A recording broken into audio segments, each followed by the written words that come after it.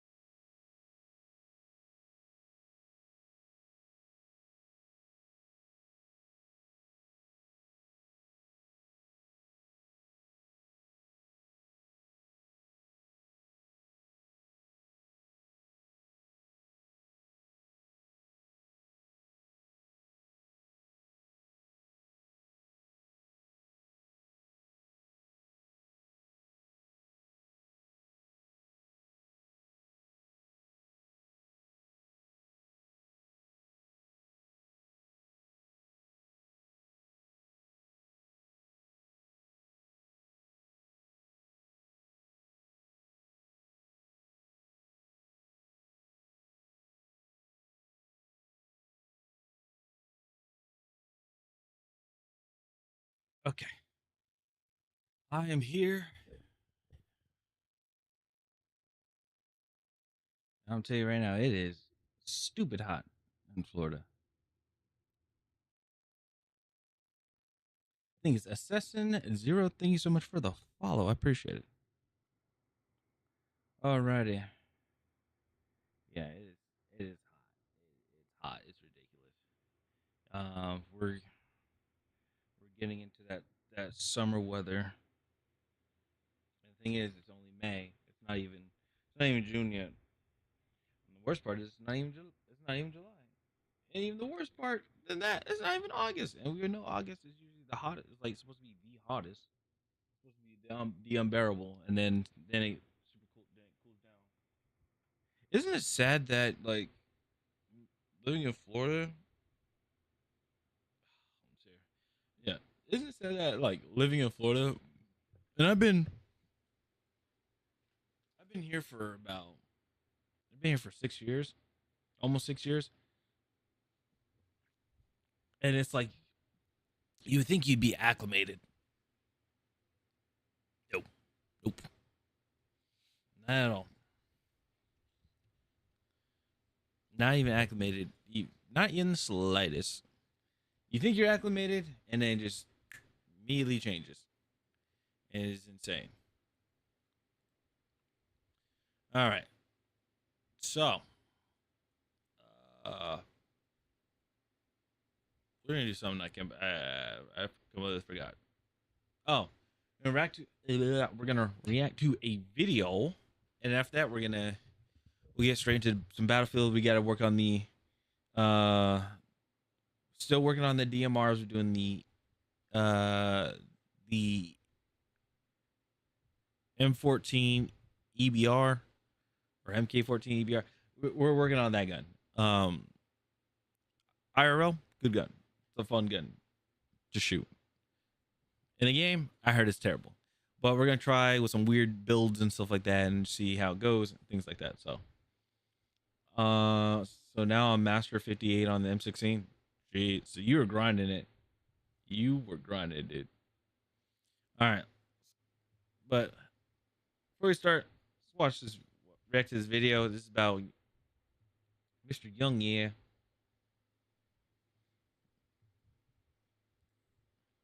Before I do that, let me double check everything. Okay.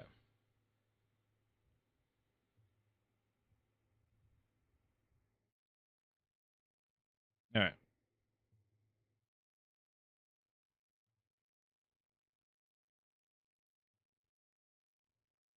My brain shut off. Sorry.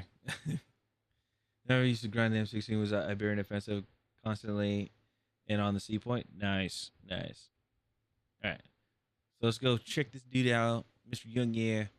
ESA failed miserably to halt stop killing games. California bill moves forward.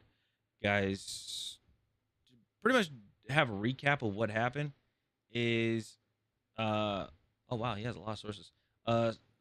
Pretty much stop killing games. They did very well in Europe, and there's a bill that's supposed to pass in California about uh stop killing game or there's a bill in California that's going to be supposed to be passed um and sorry. I just saw a thumbnail. So basically what happened is with stop killing games in California, they passed a bill where basically um basically they have to note that hey, the game that you're purchasing is a license and things like that. Simple, what's going on, brother? Uh, yeah, it has to be like it has to be a license and something else. Oh, and if you are and basically what it is if a studio were to shut down, if you were, let's just say for instance you bought Battlefield, right? I'll just say that for prime example, right? And it's only in California right now. If you bought Battlefield and you are playing it to its full potential and everything like that, if they did not make a offline component to Battlefield, um, then what the company would have to do is they would have to either they either have to have an offline component made so you can still play the game, or they would have to refund you the money. There is a group or a team or something called ESA, and I gotta remember what they were. I can't. Let me see if I can find a quick thing here. Nope. Okay. There's a thing about a group called ESA. They are combating against it, saying no, you can't be doing that. And when they try to explain it, when they try to explain the reason why this bill shouldn't go through, it was the dumbest thing ever. Like it was like these people lacked sheer common sense. So it's very interesting and it was very funny. So we're gonna go check this out. What's this video? Deep dive into it. I was following this a little bit on Twitter, but I haven't read fully much into the article. So we're gonna check this out, and after that, we're gonna hop into some Battlefield so we can work on that M39. All right, here we go. Stop killing games. The positive developments don't stop. The movement is going real strong with a lot of legislative support recently, in particular the European Union's Citizens Initiative, the one that garnered, over 1 million signatures and the like. That has gone down extremely well with members of parliament seemingly being in full support of this movement, especially with the recent hearing having gone extremely well, as you can see. Also, this is a huge win for Europe. This is a huge win for you guys that this went to parliament and has been discussed and talked about, and they're in full support of it. Huge win. In reports across the board on how that went down. And then another significant development is this one right here, where Stop Killing Games is throwing their weight behind California's bill that would force companies to either keep games working independently after servers shut down or issue refunds, which many will say is a fairly reasonable ask when people make purchases. Just because it's digital doesn't mean it should be treated differently when it comes to people's ability to access the product that they purchased. Now, at the time, this bill right here, called the AB 1921 Protect Our Games Act, was something that was being proposed and introduced, but all of that has taken a step further, as reported by this tweet right here from Moritz Katzner, who's part of the Stop Killing Games movement. Here's what he reported, quote, "Huge success. The California Assembly Appropriations Committee just voted yes to move the bill to the Assembly floor. The ESA gaslight failed. Huge thanks to Chris Ward and his team. Next, the floor vote. We'll need all of you once more." So that's a huge step forward, and it takes Stop Killing Games' proposal of how this bill should be worded and what stipulations it should have one step forward towards it becoming a genuine law and legislation that game companies will be forced to follow. It's no longer optional to have these stipulations in place for digital game purchases. It will be mandatory. And that is something that I honestly did not think we would see happen. It felt like an endeavor that was just too far out of reach, but here comes Stop Killing Games, not only bring the whole gaming community together to support the petitions that would allow for this to be seen by the government, but also actually taking this to the government and then still fighting for its stipulations to be enacted in the form of law, and succeeding on that front, both on the American front with this Californian bill, as well as the European front with the European Parliament hearings that seem to have gone down extremely well. I mean, we'll have Stop Killing Games to thank for many positive developments in the digital games purchase landscape should all of this go through. Now, you may notice here that there is an emphasis on highlighting the ESA's failure to gaslight this whole movement, with Moritz saying right here, ESA, get good. That, of course, is referring to the ESA's recent statement that they put out opposing AB 1921. I actually spoke about this whole letter that the ESA wrote in a previous video, and it looks something like this, with the opposition letter claiming that this new bill would create risk of harming consumers and the broader video game ecosystem, and making all of these arguments that not only have been disproven before, but continue to be disproven today. It's so funny about that, because basically they're like, yeah, it's harming consumers because of how was it? It's harming. Is like, if the bill goes through, it's gonna harm consumers because they won't be able to play the game. Like, they won't be able to continue playing their game and stuff. And it's like, as long as you keep it up or have some sort of offline component to it, you will still, be able to keep the game and everything like that. And they said this will hurt companies and they have to pay people back. Yeah, of course, because we bought the game. That's what we did a purchase. We bought the game, we purchased it, meaning that we are going to own it. We weren't told that we were renting the license. We were renting the game, that we're doing a license or something like that. Talked about this response in regards to the ESA's letter of opposition from Stop Killing Games.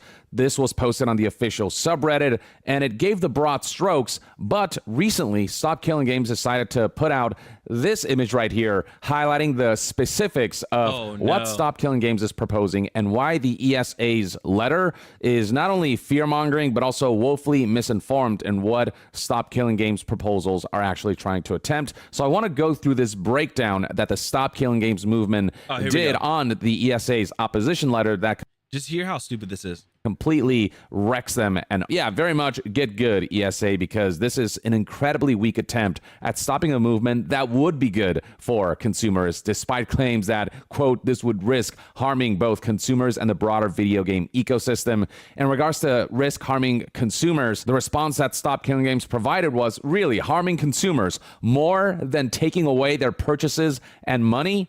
And the thing is, I cannot think of a single way that this bill and this proposal that literally gives consumers more power would actually harm consumers. It's just straight up bullshit. And then the whole notion of harming the broader video game ecosystem, Stop Killing Games responded with, this is alarmist, and the bill is in response to worse damage being done, like the fact that video games are literally disappearing from the face of the planet. Preservation is practically non-existent in a lot of sectors of the games industry. Sure. And in fact, there are reports out there that in terms of video games that have disappeared forever across the entire games industry history, we're talking about like high 80s, low 90s percentage, which is ridiculous. Those are games that have not been preserved in any official way. And the only reason that those games exist at all is because of quote unquote pirates, right? People who have preserved that software on websites that are technically illegitimate, but have done more for games preservation than what game companies have officially done. And that's on top of the harm to consumers surrounding how their digital purchases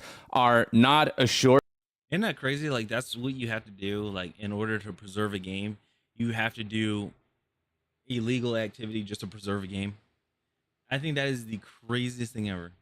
To be under their control, but under a company's controls when it comes to whether customers get to access the products that they purchased, which is why there's the popular saying now that if buying isn't owning, then piracy isn't stealing. Yeah. I mean, you know, there's some merit to that. Stop Killing Games then scrutinizes the following bit from the ESA's opposition letter. The bill is based on a false premise that consumers own digital games with permanent access. That is not how software works. Games are licensed, not sold as unrestricted property. In regards to the bill being based on the false premise that consumers own digital games, Stop Killing Games said that the bill does not mention full-on ownership. The bill does not grant ownership rights. The bill references games being leased. The bill references subscription services. This claim is made up. What Stop Killing Games is asking for is not that people literally own the media that they buy in the sense of like it no longer belongs to the companies that created the media, but rather that people have access to the thing that they purchased, and that the access to the ability to interact with the media, that is something that either remains permanent, or if it's not permanent, then refunds and restitution is issued, unless it is specifically highlighted that you're renting something or that it's part of a subscription service, which is all covered in the bill and in Stop Killing Games proposal. It's like with physical media, right? If I buy Ocarina of Time for the Nintendo 64, you know, and I get the cartridge, it doesn't mean I own the Legend of Zelda Ocarina of Time, the media itself. That's property of Nintendo, but I do own the ability to access that video game, and so long as I take care of the cartridge, I will always have access to that video game. And that's something that is no guarantee when it comes to digital purchases. What Stop Killing Games is trying to do is to make it so that digital games work similarly, where if I buy a digital game, I don't own the rights to the game, but I will always be able to have some guarantee that either I have access to it or I get refunds if a company decides to literally go into my games library and take the access to that product. And you know what the crazy thing is? Like, and I don't mean to cut him off, but you know what the crazy thing is? If this were to go through, right? If ESA were to combat against this and it went through and everything like that, all this would do is just push. This would just bring, well, not really bring it back, but this would like enhance physical games. That's it.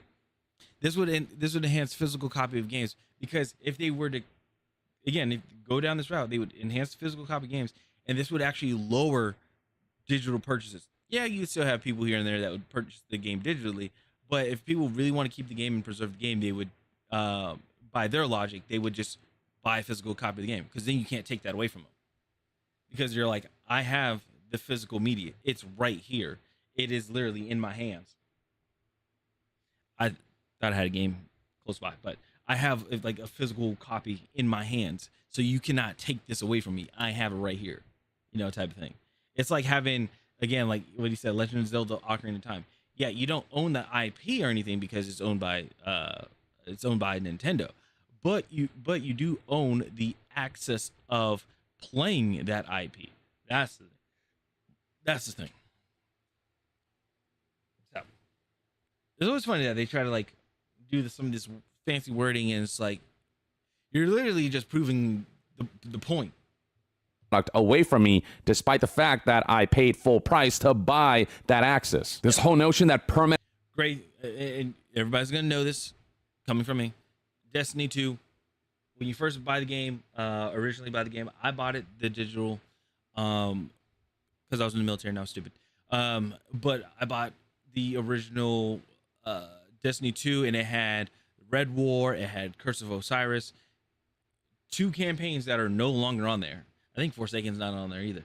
But those campaigns that initially came with the game are no longer on there. That's why we don't have the planets anymore. We don't have Titan. We don't have Io or anything like that. We don't have those anymore because those are completely gone. They're vaulted. They're sunsetted. No longer able to be accessed because they put their current code and everything that they've been doing over the course of over the past few years on top of that.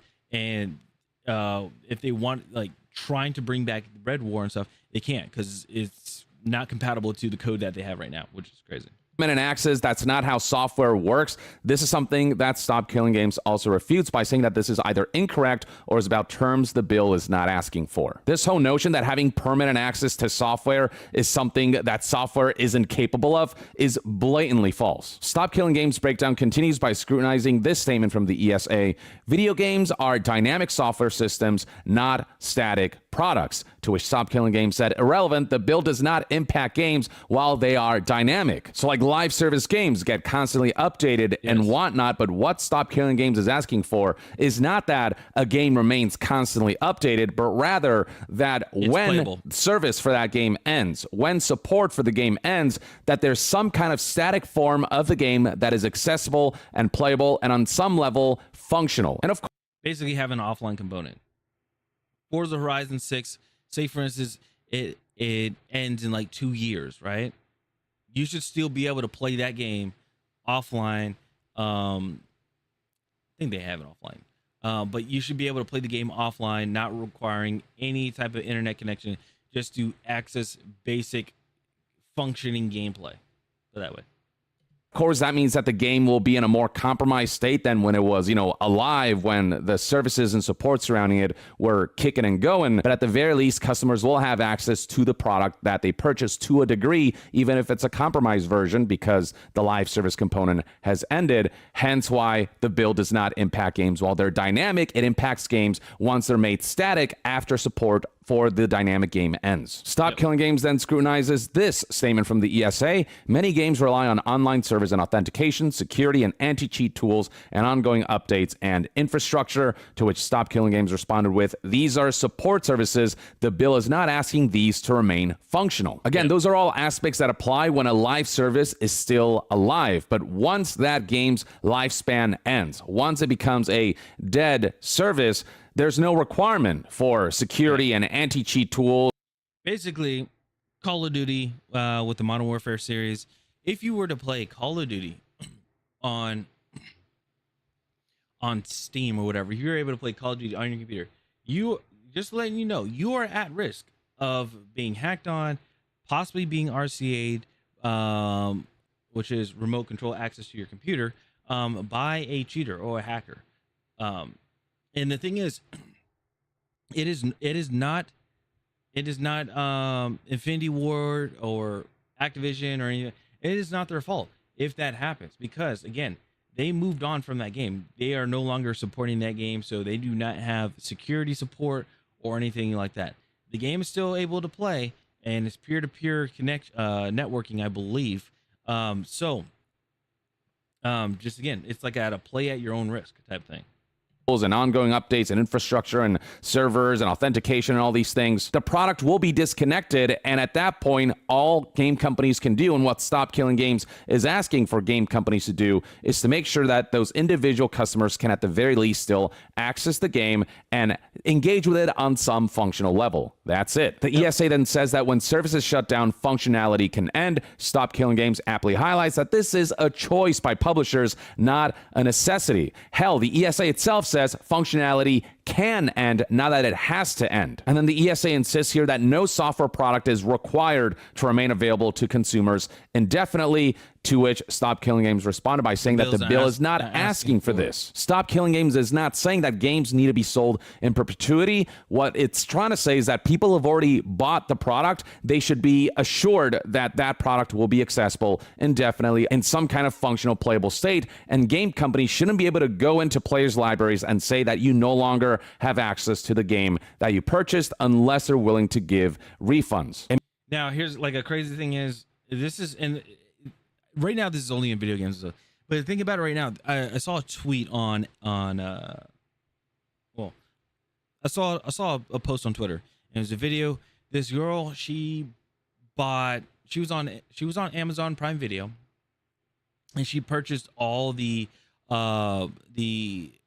Hunger Games movies, right? Legit bought them, bought them and everything. She does not own them.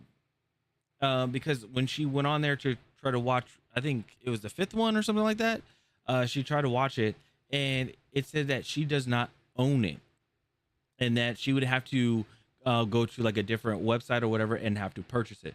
Even though she went on there, she went there and selected buy on the thing. She didn't hit rent, she hit buy, and she no longer has access to it. Why? Because Amazon took it off of their catalog. And that's why we say have physical media. Because also another thing is, when it comes to digital, they can always alter things. They can always change things and alter things to where it's not the original. And you paid for what the original content was. You didn't pay for an altering of it. That's the thing.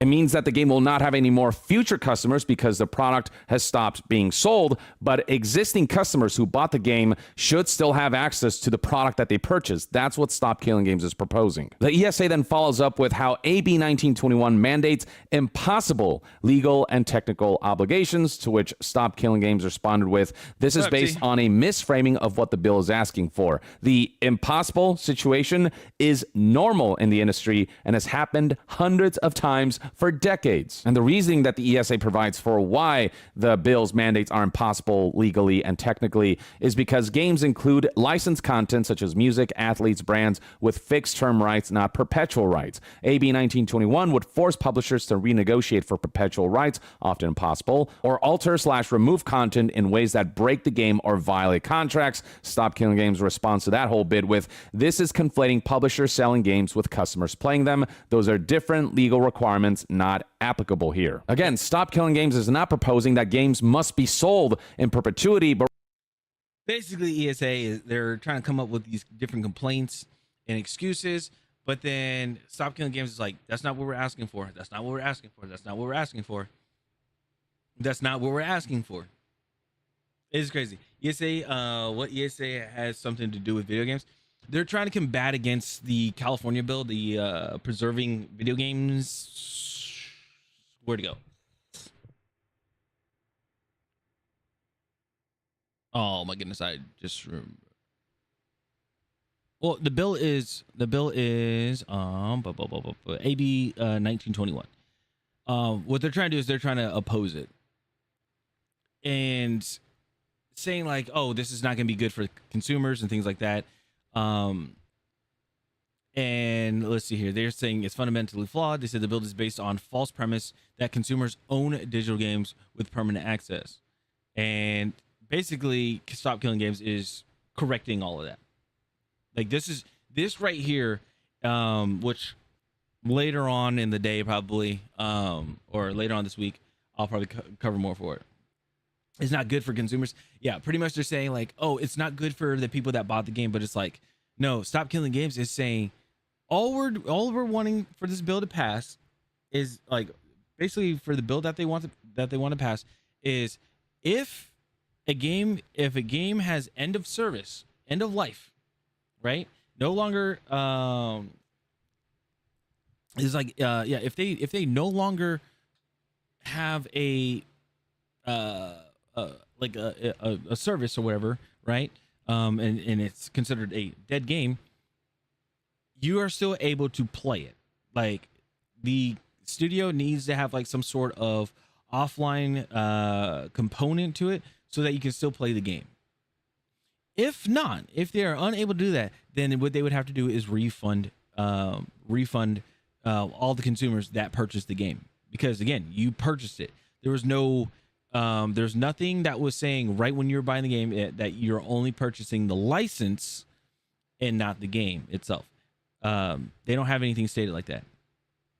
Some people may argue, say, oh, it's in the EULA, but guess what? You can't read the EULA until you buy the game, and then you go through, like, you download it, you install the game, and then you load it up, and then the EULA comes up. So you still need to pay for it.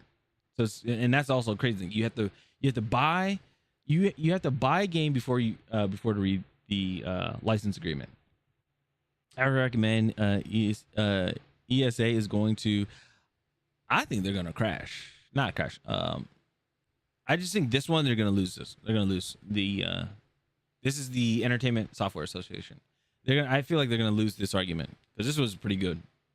Here. Again, Stop Killing Games is not proposing that games must be sold in perpetuity, but rather customers who have bought games need to be able to have access to those already purchased products and games indefinitely, or be issued refunds if that is taken away from them. If I bought an N64 game, the cartridge with licensed content in it, just because those licenses expire doesn't mean that my cartridge should be taken away from me. It means that maybe that game can't sell more cartridges, it can't sell more. Yeah, they stopped selling that game. That's it. Like, let's put this like Anthem, right? Anthem, you can't buy the game anymore. Like if the service ends, you cannot buy Anthem from the EA website anymore. Like digitally, you cannot buy it because it's end of service. But if you go to a mom and pop shop, you could still buy the physical copy of it.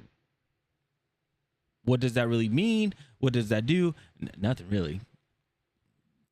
But it's not like if Anthem ends, it's not like every, mom and pop shop, every like retro game store, every GameStop. It's not like the games on the shelves just disappear. No, they're still there. Of that game, but the person who bought that game should still be able to keep the game and play it on their N64 whenever they feel like it. The access should remain because the product has already been purchased by the customer. These so-called impossible legal and technical obligations, that has more to do with selling the game in perpetuity, not customers having access to the game in perpetuity. The ESA then tries to present the notion that what this bill is proposing is trying to require fixes that are often not technically possible, to which Stop Killing Games simply responded with this image of a not very amused Tommy Lee Jones, because it is very much technically possible, especially because Stop Killing Games affect games moving forward and is not retroactive to games that may not have been developed with an end-of-life plan in mind. That is a live service that maybe doesn't have the requirements to be able to be preserved for the long term, because the non-existence of this bill made it so that developers can just decide that when a game's life ends, it'll disappear from the face of the earth. But and also the big thing is, reason why this is being passed in California and not anywhere else in the United States is because actually 50% of the game industry is in California. So if this bill goes through, that means there's a lot of game studios, they have to implement this when they're developing their next game. So that means all their Call of Duties, that means their Square Enix as well, like PlayStation, Santa Monica Studios, like they all have to have some sort of offline versions of the game, which is cool. Exists a game in times I like to play. NBA games. A few years ago, Epic Games offered NBA 2K20. I was happy. I entered in the game and it was not possible to play single player mode, career mode. Yeah, so there is something remind me of bring this back up after this video, because I there's something about that. After this bill is implemented, developers would be forced to make games with all of that in mind and would certainly not be technically impossible. Sure, it would maybe be some extra steps, but those are extra steps that are necessary to protect consumers. And if for some reason the ESA brings up how this bill, if game companies cannot adhere to it, then it imposes full refunds regardless of time played or value received, since the bill is asking that if a customer loses access to a game, then they should be issued, some kind of full refund. But this statement is under the assumption that a product's value is a matter of how much time people spend on it. And as the ESA correctly highlights here, the games affected are not sold based on playtime. If I purchase a game for $60, it doesn't matter how much time I spend on that game, I still bought the product for $60. What is promised when I buy a video game for a certain price point is not how much time I get to spend on it. There's not a meter running on the video game. What is promised is that I get access to the game and I get to do what I want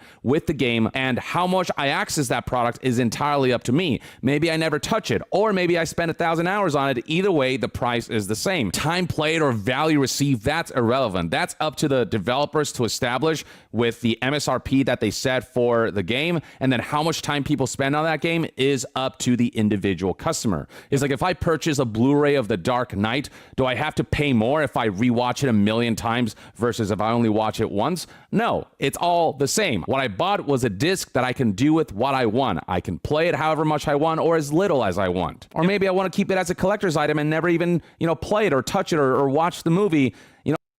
And people do that. I do it with my video games. I have, aside from Filter 2, I have Resident Evil. Aside from Filter 2, Resident Evil, Need for Speed, Most Wanted, 2005, on the original Xbox Black Edition, Perfect Dark Zero, Dead or Alive, Ultimate, all those still wrapped up in their original factory plastic. Still have it. It's entirely up to me. This notion that time played or value received should matter in the pricing of something or in the refund that is deserved is utterly ridiculous and highlights the complete lack of consideration that organizations like the ESA has for the consumer side of the games industry. They only ultimately lobby for game publishers. Then the ESA tries to accuse AB 1921, this bill, of seeking to create a new consumer right to digital games by taking away rights from creators, to which Stop Killing Games responded by saying consumers effectively have no rights on this issue. There's currently no balance. Sure, if creators want to chime in on why there are aspects of this bill that need to be tweaked, that's one thing. But what the ESA is trying to do is shut this thing down entirely and saying consumers don't get any rights on this front and game companies get to decide how this whole ship runs, which is not at all how it should be. Consumers are part of the equation, and they need to be a part of the equation when it comes to certain basic protections, like how their digital purchases are treated in terms of the accessibility of them. Creators shouldn't have the final say on every aspect of the commercial side of things when it comes to the games industry and the business and the transactions and the relationship between the seller and the consumer. Any law that is passed does restrict certain things, like that's the point of laws. But if those restrictions are ultimately better for the industry or society as a whole, then those are restrictions worth having. That's why laws exist. The reason there are laws saying that if you steal something, then you might go to prison is to discourage people from stealing, because that's an act that is ultimately detrimental if it's something that can happen without consequences. Yeah, this bill does impose certain restrictions on businesses and game creators, perhaps, or at least gives them more to do in order to meet the quotas of this bill, but that ultimately leads to consumer protections that are important in this landscape, and so it's worth imposing these restrictions. Because game corporations, or any corporation for that matter, without restriction, like, if anything, they need to be restricted the most because they have the most power, and that power needs to be kept in check, and it's not something that can be allowed to be abused. Let's see. Let's see. If not the consumers, the communities fix games and give more years to play. Some games that companies win with that. Yeah, I mean, there's some like here's the thing, like, not everybody's bad actors or anything like that, but there are some bad eggs in every group. There's just some bad apples in every bunch. It happens. But there are some people that, like, if they're really passionate about a game, they will like try to find a way to if there's a huge community as well, what they'll try to do is they'll try to find a way to combat against what is it? They'll try to find a way to combat against, like cheaters and stuff like that. So if you have, I think there was a group that had it. It was original Modern Warfare series, Plutonium, that was on PC. If you had that game, there was actually a group there that made like somewhat of their anti-cheat, and they were working on developing it even more to combat against cheaters and stuff, so people don't get their systems hacked and things like that. But because people were playing it because they wanted to play old school Modern Warfare series and stuff like that, the issue is the issue was Activision filed a cease and desist to them, so they had to stop working on Plutonium, and they had to take it down. Yeah. And this was before, I think this was before Black Ops 6 was coming out. So yeah, it sucked. And a lot of people were having a great time. The player numbers were ridiculous. And the thing is, the developers for the people that were developing Plutonium, they were saying, we're not making any money off of this. They said the only thing you have to do is you have to purchase Modern Warfare 2, like depending on whatever one that you're doing on Plutonium, either Modern Warfare 2 or Modern Warfare 3 or Call of Duty 4 Modern Warfare. If you have to purchase those from Activision, so Activision is still getting their money and everything. You just but then, like, for the security purposes, then you would download Plutonium and be able to play it and just not worry about being hacked on and things like that. That's it. So they're just providing the security portion of it, but you still have to purchase it from Activision. And the issue with that, Activision didn't like it. They were still greedy. They're like, even though they're still receiving money, from those games and stuff, they're like, no, we want people to play our current Call of Duty games or our future Call of Duty games and not play the older titles. That's what happened. Yeah. And you keep saying, I mean, I understand English is not your second language or anything. If you want to speak in your native language, if you want to type it in, you totally can. I have a little translate thing in there. Just let me know if it's correct or not. So far, people have said it's correct. I had people talk to me in Russian. I had people talk to me in Spanish and Portuguese, and all I did was hit translate, and I'm like, "Is this what you were saying?" And they're like, "Yeah." So give it a try, and then I'll translate it in a way that is detrimental to the masses. Stop Killing Games then breaks down this statement right here. AB 1921 is not a consumer protection bill, which is straight up bullshit. Every aspect of this bill protects consumers. The way Stop Killing Games responds to this is just the ESA likes to say things with no basis whatsoever, just fear-mongering at its finest. And then this continues with, it is an unworkable mandate. Basically, we're the part in the document, or actually just overall, ESA is trying to say all this stuff to the average person. This would be like this would make the bill like the scariest thing ever. But if you read the bill that is being proposed to California, it's like, no, it's just common sense. Hey, I own the game. I should be able to play it whenever the hell I want to. Even if their services end, I should still be able to play some sort of. I should be able to play some sort of functioning game, or I should be able to play some sort of way to this game that I paid for. That's it. If not, give me my money back. Even if the game has been out for 10 years, if I can no longer access the game, give me my money back. With serious unintended consequences.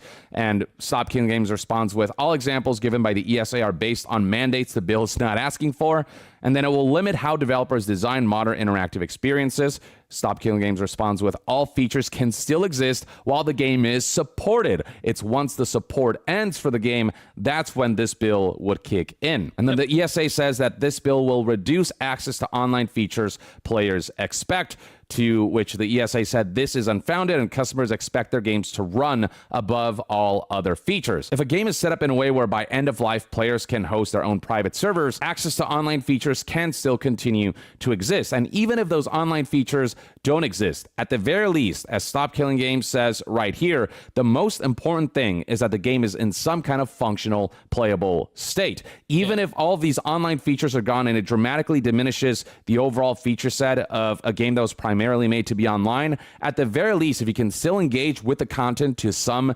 degree, even without the online components, that is better than the game disappearing completely and not being able to access any aspect of the game. So people are willing to have this compromise of online features disappearing if the game at least gets to be preserved in some capacity. Yeah, and the great thing, a good example is, well, I wish that it carried on, but you guys remember Battlefield 3? Battlefield 3, when they announced the rent my server, you're able to play. I mean, obviously it's renting your server, but like if you pay like $5, if you pay like $2, you can rent a server for a day. If you did like, I think a few weeks, it's like $10 or $20. If you did it for like a month, it's like $50 or something like that, right? You're able to rent a server. Imagine if they were to say like, one is to buy a server, right? You paid $100, you bought the server, and one cool feature would be like, even if the game were to, if the game's service was end of life, it just ended, as long as you have your own server that you bought, that you purchased, it doesn't go away. So you'd be able to somehow access the multiplayer and still play by inviting people, because what they did was, if you made a server, you were able to produce a code and things like that, and people were able to play in your server. So it's kind of like just like current day Battlefield, where they have the experience, and they say, oh, you put in this code and then it pops up somebody's server. That's what it was. Like Battlefield 3's rent a server is basically today's version of the Battlefield experience, community experience, things like that. That's all it is.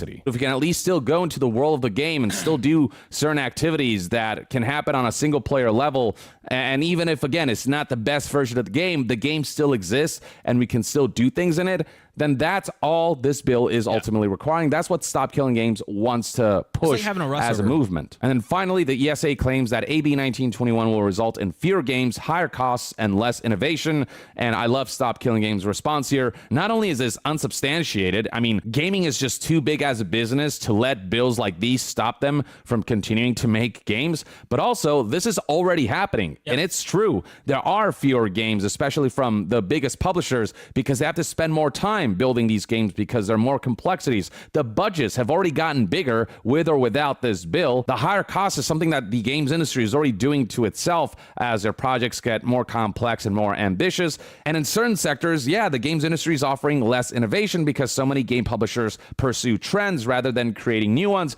And it's only more in like the indie landscape and only very specific developers and publishers where we're actually seeing innovation, instead of trying to chase a popular trend so they can get a piece of that pie for the sake of, lucrative monetization. So and that's also a big thing why indies are doing so good, is because they're making their game as a localized, usually like a localized like multiplayer system, or if it's or just single player in general. And then afterwards, they're like, hey, okay, so we did the single player. Let's add a online multiplayer component to it. And then if somehow that were to no longer be a thing, if they're no longer supported or something like that, and no longer to support the online component, you're still able to play the offline component. That's the thing. I think Stop Killing Games did a great job of breaking down the ESA's like ludicrous and kind of really like sad attempt at an opposition statement. And the ESA's opposition letter clearly did not make a dent, judging by the fact that things are moving forward here, especially with the California bill, with the California Assembly Appropriations Committee having voted yes to move the bill to the Assembly floor. And if this does go all the way through and does become legislation, no amount of opposition letters, no amount of lobbying can ultimately stop the fact that they're mandated to ensure customers get these protections that are being proposed by this bill and by Stop Killing Games. And this is just the beginning. Again, in Europe, there's also a lot of movement happening on this front, and hopefully this is something that ultimately spreads across the globe and becomes the new normal, the status quo, rather than the exception. We have tried giving game companies the choice of doing the right thing, and when they don't have to do the right thing, they refuse to do so. So laws have to be invoked so that they're mandated to do the right thing, to do right by consumers, especially in the digital landscape where digital games and access to them are concerned. Because the way that stuff can be stripped away in the way like The Crew did with Ubisoft that started the whole Stop Killing Games movement, like that's a dystopian future if that's a new normal. So let these laws remap what normal is in this particular space. So I'm happy to see that all of this positive movement is happening with Stop Killing Games. I'm happy to see that Stop Killing Games is so quick to respond to all of these like fear-mongering letters with tons of false claims. And hopefully this will carry them to the finish line once all of this is over and the dust and smoke settles.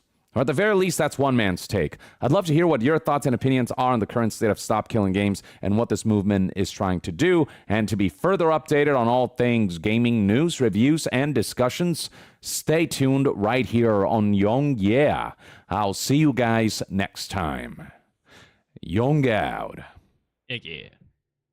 All right, you guys already know this W video. Like it. Give it a big old like. I'm going to go ahead and drop the link to you guys and everything. Here we go. Boom. Bam. There it is. There's the link. All right. Yeah. We'll talk a little bit more about this because it's insane. It's crazy. Let me see here. Let me see here. Where'd it go? Did I put it in articles? Yeah, it was this one. Okay. So, dang, do I have the zoomed in? I do have the zoomed in. Gosh, dang. All right. All right. Let me go use the restroom. I'll be right back, and I need to dry off because I'm sweating like crazy. So, give me like 2 minutes. I use the bathroom. All right. I'll be right back. Bow, bow.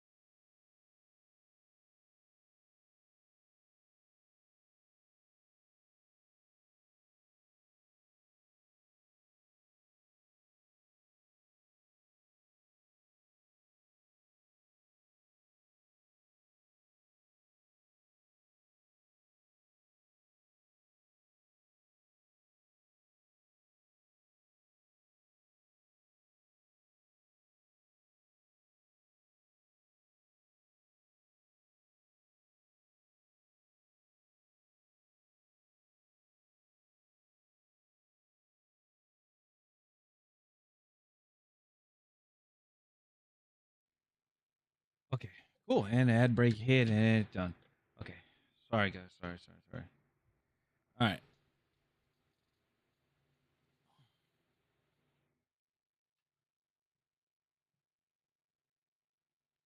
All right. So, I wanted to show you guys this because this, speaking of,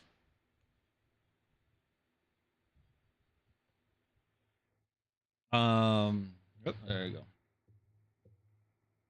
All right. So, speaking of what Ty was saying earlier, saying the games that they like to play, NBA games.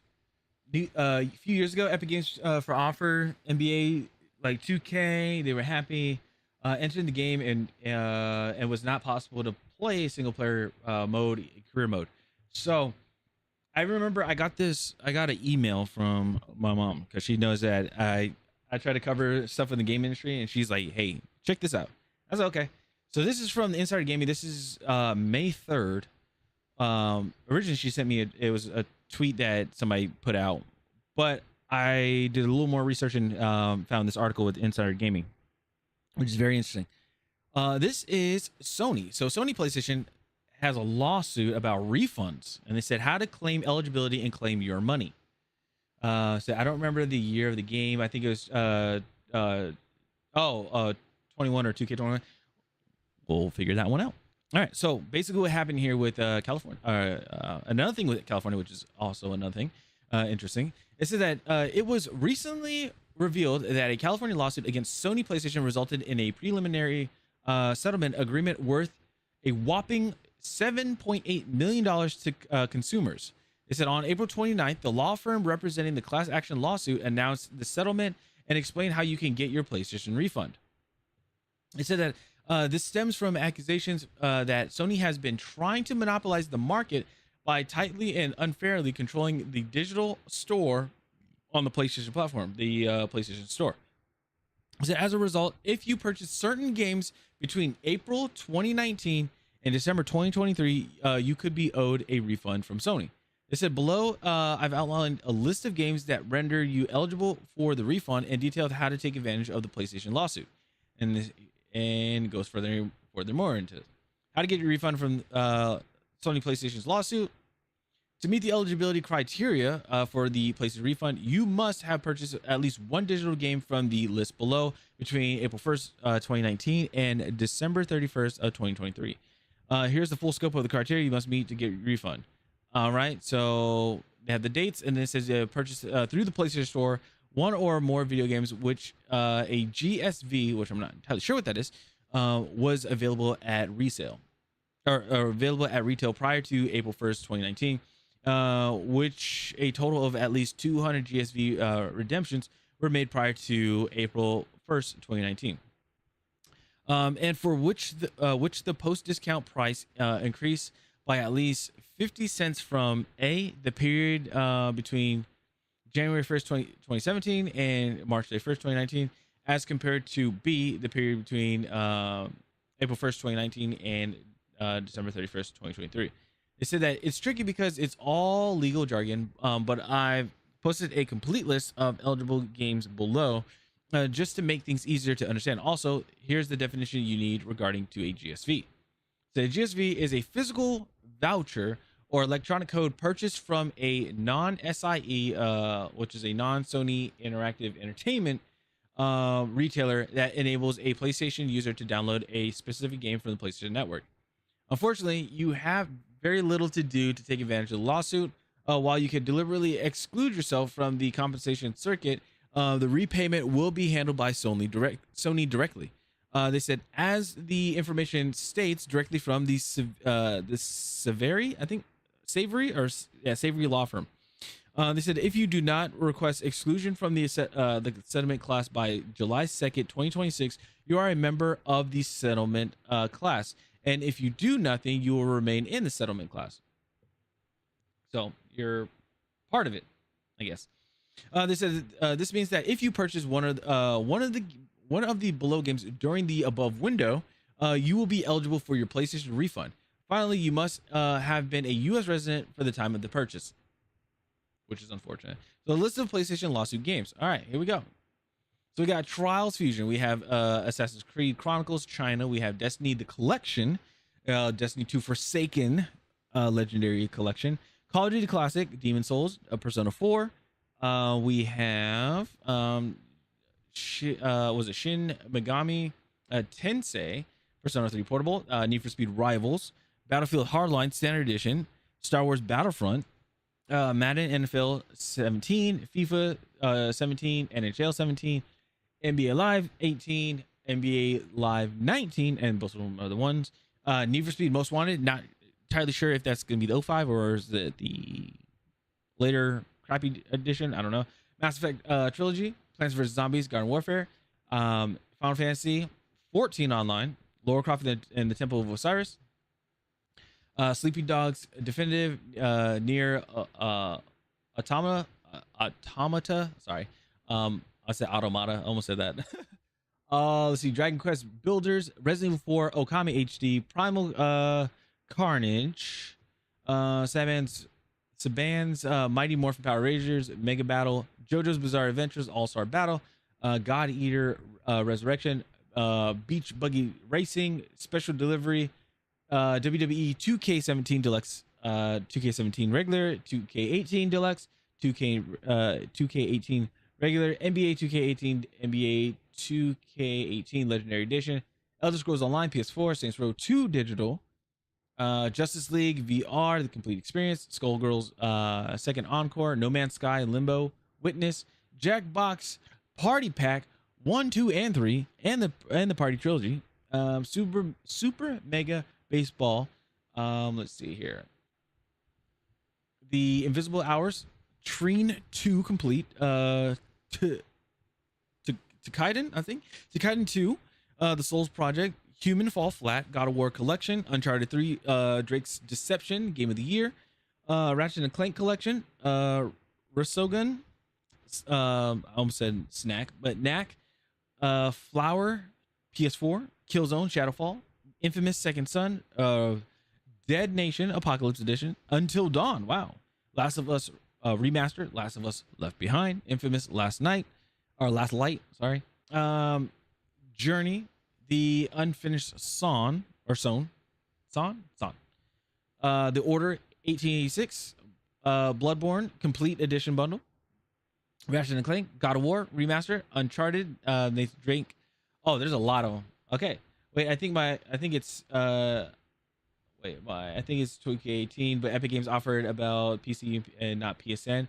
But it's a good state, but it's good that state did that. The lawsuit, yes. Let's see here. We got MLB, Bound, Hit the Lie, Tumble VR, Twisted Metal. Wow, Jack and Dexter collection, God of War Origins collection. Let's see here. Infamous Festival of Blood. So a lot of Infamous games.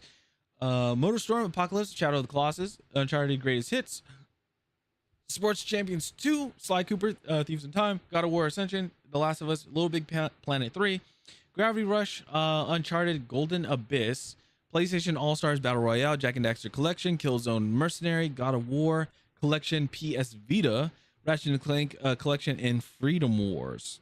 So they said, how much would you get from the PlayStation lawsuit refund? It said the results from the lawsuit settlement haven't been made clear on a per person basis, so the individual refund amount isn't yet known. It's impossible to put a strict number against it just yet, because it's not certain how many individuals will be taking the portion of that $7.8 million settlement. Yeah. So the thing is, some people could be only getting only a few bucks or a dollar. That's the one thing about class action lawsuits. Once they do a settlement, it's not like you're gonna get a huge portion of that. $7.8 million, 638 million, $2.3 billion, nothing like that. So that's the downside to it. It said, however, a safe guess is that the court will award around $1 to $3 compensation per qualifying purchase to ensure a widespread coverage is possible. You won't get a complete refund. This means if you bought 3 games during that window, you'd get anything from around $3 to $9 in compensation, because they're trying to cover everybody. They're trying to make sure everybody is covered. Everybody gets covered. So that sucks. Let's see here. Further compensation will be made payable to your PSN wallet. To keep things practical, it will not be a cash refund.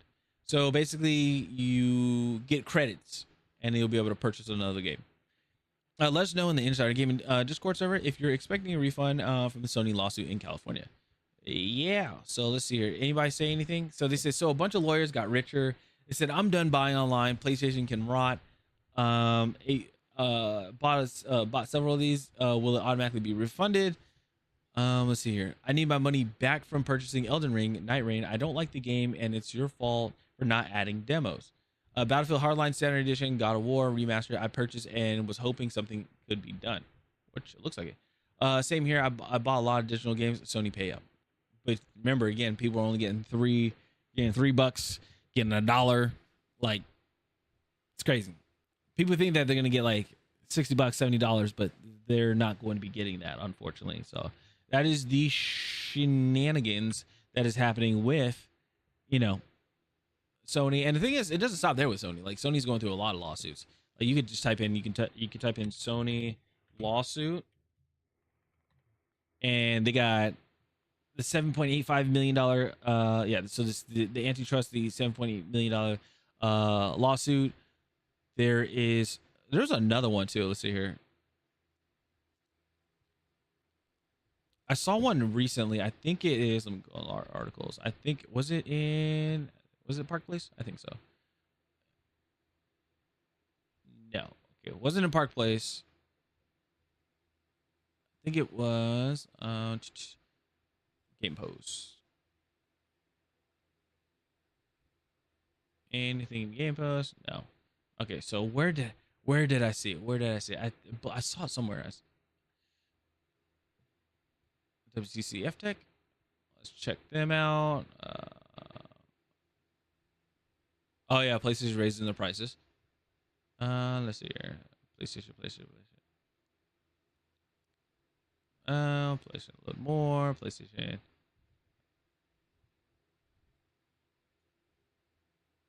Critical. Oh, whoa, hold on. Critical PlayStation Network security issues still hasn't been addressed 6 months after initial reporting. Ooh, damn. They better not. Sorry, I just saw that. Xbox Project Helix may ditch the disk drive, but a secret positron program may save your physical library. I'm just gonna say this: if they get rid of the disk drive, I'm not playing Project Helix. I'm not playing on that. I'll stick to my Series X. Okay, so I can't find it, but yeah, big one is basically Sony is going through a lot of issues right now, with these refunds and things like that. And again, I always go back to, and I know I'm a huge advocate for physical games. I know people don't like them because if the game gets scratched or something, then the disc is unreadable and things like that. Yada yada yada. That happens. I understand. And people just don't want to have a clutter of just physical stuff everywhere. I get it. I totally understand. But then also you got to take into account that's a possibility that your games that you purchase on the digital store could just randomly disappear, or your license would just randomly go away. And then what? And that's why we have this going on with Stop Killing Games, and also that's why we have this issue with the PlayStation lawsuit. So let me know down in the comments down below what you guys think about this whole thing. And also, if you guys want to, come in and chat and everything as well, I'm always live at 1 a.m. Eastern time from Tuesday to Sunday. So, yep, that's all I got for this video. Let me know what you guys think about this whole situation. Do you guys have some games that potentially you can get refunded for? And also if you guys do see some if you guys are PlayStation players, and you guys do see some random credits that are in your PSN wallet, it's probably coming from this lawsuit. So yeah. Anyway, stop the channel. See you guys later. Have a good one. Peace. Ow! I just hit my thumb. The demos, I agree. In my opinion, demos help companies sell games. They do. They do. Honestly, like you okay. So here's the thing. This is just being 100% honest. Just 100% honest. I honestly think that not PlayStation. I think video games should just get rid of early access. I don't care if you pre-order the game. I don't care. Yeah, I don't care if you pre-order the game. I don't care if you got the limited edition, the collector's edition. Doesn't matter. I think they should get rid of early access. Put demos out or do betas. Do that. Do a beta. Do yeah, do early access, or not early access. God dang it. Do betas and do demos. If I were to make a game, if I was a game company, what I'd do is I would do a beta, right? I'd do a beta. People play the beta and stuff. They get a feel for it, right? And then like people that miss the beta and the game comes out and everything, give them about give it about like a week in of the game releasing, and do a what do you call it? And do a demo. Have like put out a demo to play for, I don't know, to play like just play to a certain amount. Like if I were to do Battlefield, just for example, let's just say for example, right? Battlefield, if they were going to do a demo, do a demo. You can only play certain modes. So I'll give people Conquest. I will give people Breakthrough. So they have one. So they have a All Out War one. They have a Attack and Defend. And then probably give them a small one, maybe Domination. I'll give them those three, right? I'll give them those, and you can only play up to like level 20. I'll give you to level 20. Once you get to level 20, then it stops, and then like I want to say the game ends, but it's like if you reach level 20 of that said game, you finish out that match, and then at the end it will say, congratulations, you reach level 20. It's like if you want to continue playing the game, if you want to continue your progression, you need to purchase the game, things like that. So that way the person gets a feel for the game. They have a good amount of time playing it, and they can come up with their own opinions or their own thoughts and opinions if they want to play that said game. If not, hey, you got to experience it, and you're like, hey, this is for me, or it's not for me, and you try. I would like to see a company do that. I would like to see a studio really take a chance on that. I know they have the free to plays and stuff. That works too, but like usually the free to play like weekends and stuff like that, it's pretty late down the road. Just saying. Oh yeah, early access games for me is over. So many bad experiences. Yeah, like unless I am buying the game, like just buying a standard edition of the game, and they say, oh, because you bought the standard edition of the game or you pre-ordered it, you have that. So I don't know. So that's my whole big thing when it comes to that situation.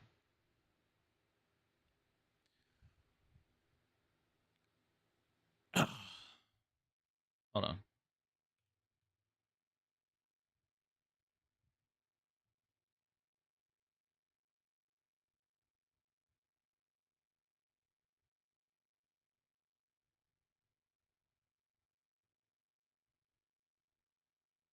All righty. Um,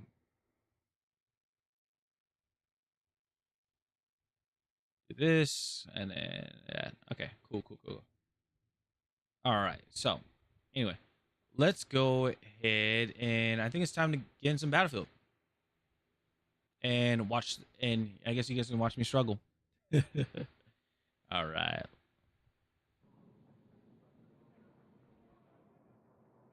The struggle is real.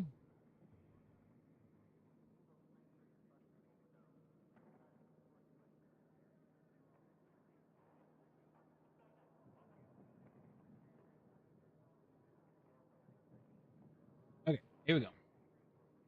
Woo. Let me turn my fan up too.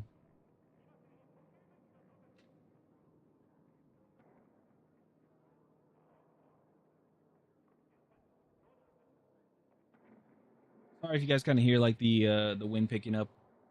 I have to crank my fan up. It is too hot. All right. All right. So first of all, sniper rifles. We're done. I'll go over to the profiles. Let's go to profile badges. So sniper rifles. We are done with all of them. L115, L115 or L115, whatever you would like to call it, is done. This is the very first season 3 weapon that we have got mastered.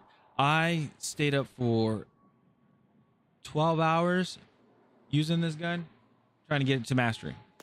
I already did the recording, working on the edit currently. Hopefully the video will be out tomorrow, okay, or later today, depending where you live.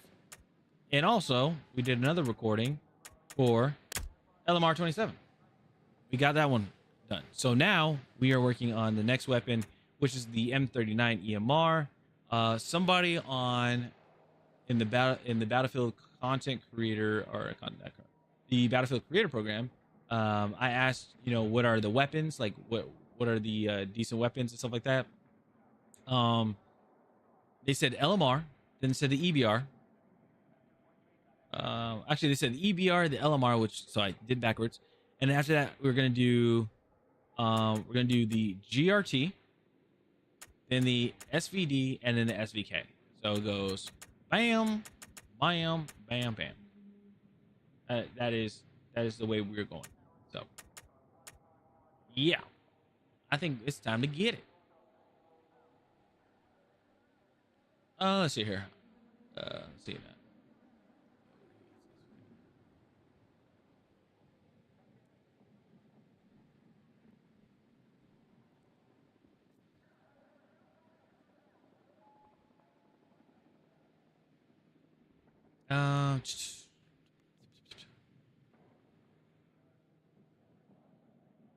Oh, that reminds me. I need to check my. Okay.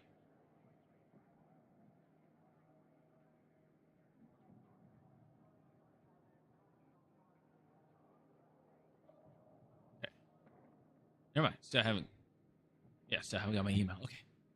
Anyway, here we go. One thing I would say, I wish I could still get my. I wish your character. I still wish for like your character, you can change this showcase for it. Like, I don't want to just show this recon guy. Like, I want to have a different look. Okay, so this is what we're doing. We're doing the EMR. I was messing with this gun earlier today to see, just like messing around, like hip fire. Look at the precision, 74, and then again, this is a level 14. So I have this one, and then I also have another one. LMG. Hold on. Yep. I'm in favor of that. Okay. And that too. So if I go over to DMRs, customize. I did this one, this one, this one, and this one. So we'll see how all these play out. We're gonna try the different builds. So I'm gonna do this one first, I believe. Yeah. It's gonna be interesting. Yeah. Play. Should do Conquest? No. Breakthrough? What should I do? Conquest or Breakthrough? Let's try Conquest.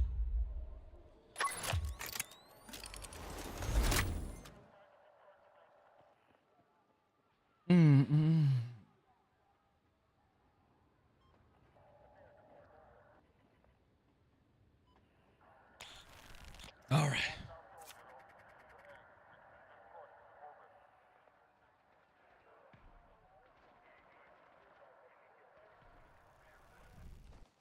Well, not really much.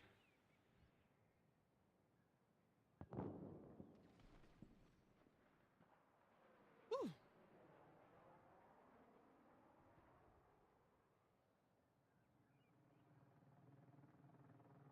We're gonna try Goldman. We're gonna try Goldman.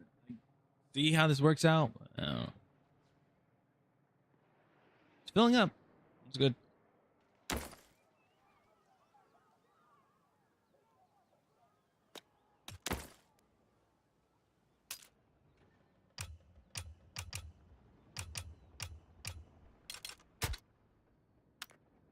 Where is it? DMRs.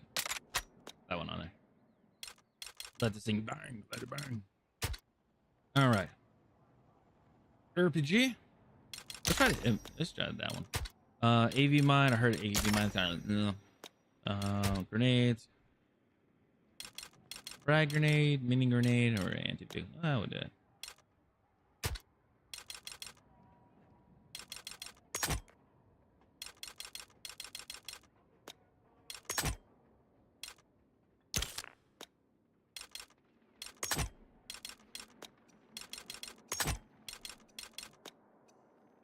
You know what the crazy thing is? A lot of people don't know about this. A lot of people don't know about this hunting knife. You know, this knife is not a secret. It's not a secret at all. All you gotta do is play the campaign. You play the campaign, do the challenges, and you can get this knife. That's it. Somebody was like, "How do you get that knife?" And I was like, "Oh yeah, I forgot I was doing a thumbnail." Oops.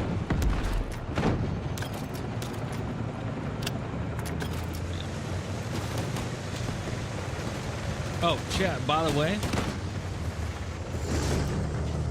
Yeah. The kitchen knife. By the way, playing with 0 aim assist. So just to show you guys, give you proof. Controller, infantry settings. Where it is? Where'd it go? Where'd it go? Aim assist. 0. Completely off. I'm gonna try. I'm doing the quest. I'm trying my quest now. No aim assist, and I'm playing on the controller. No aim assist at all.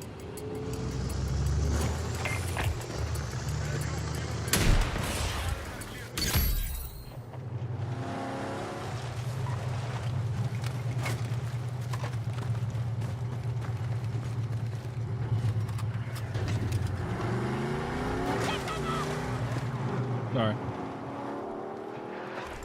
Oh, hey, reload. Or didn't prime it.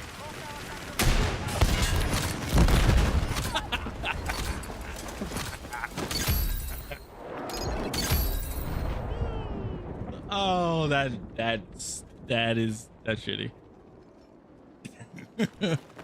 He's like, they're like, oh shit.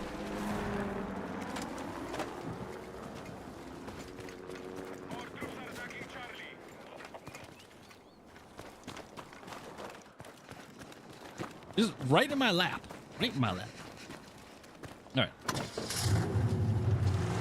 That was. Oh. Jump the curb.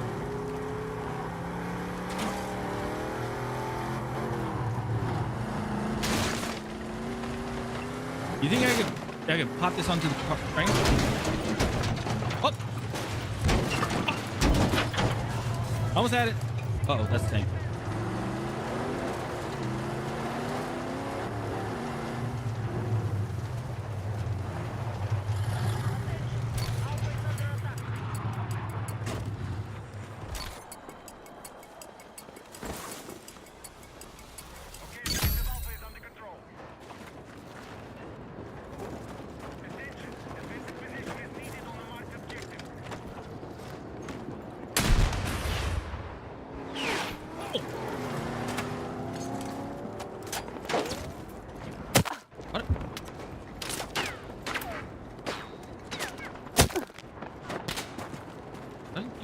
Having me get up.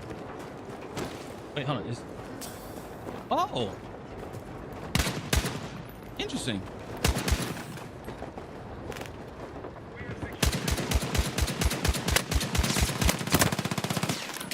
Thank you. Whoa!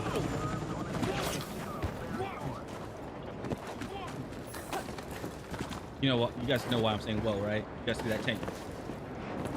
Okay, so if you have the automatic sprint, ow, shit.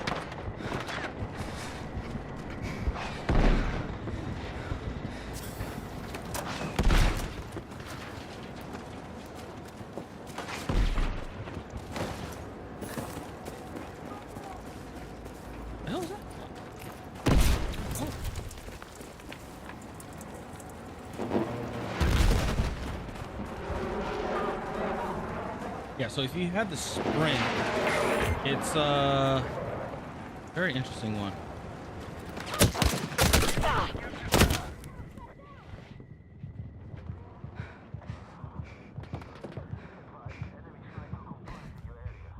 Interesting. So auto sprint will have you immediately get up. That's weird. Basically, let me see here. Go to controller settings, control settings. Yeah. So stick forward. Choose sprint to double tap forward to sprint and keep sprinting while holding forward. So I just have it regular. If I just, you know,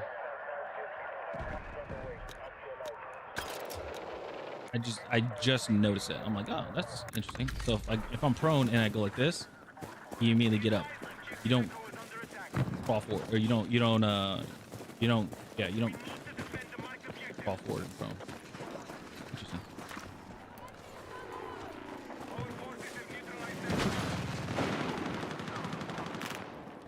We now hold more objectives. Secure our defenses. Oh, don't scare me.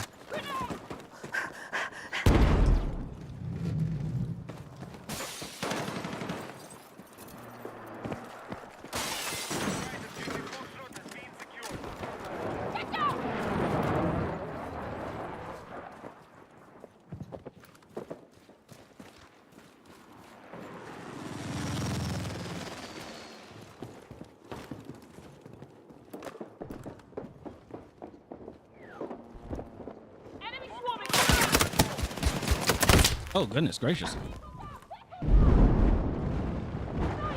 Okay, there. Let me get rid of that.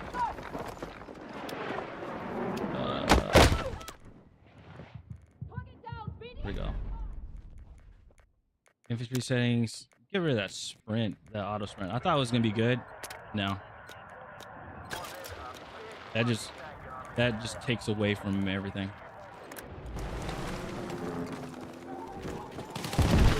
Don't bunch up!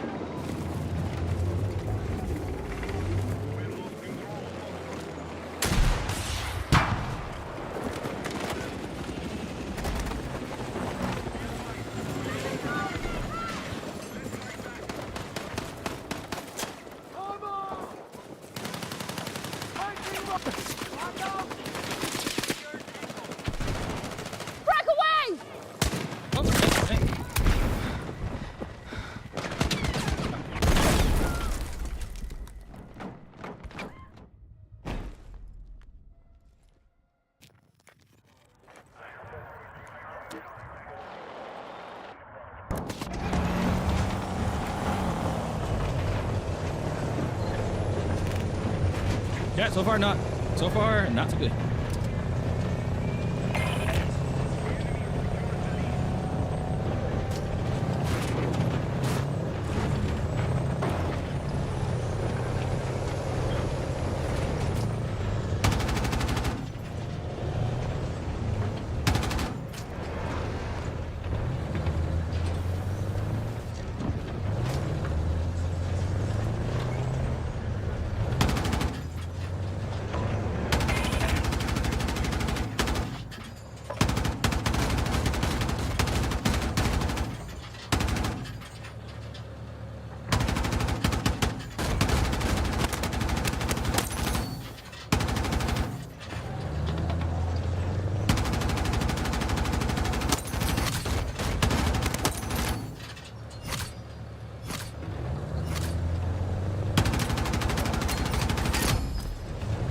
I don't know if I blew up the thing.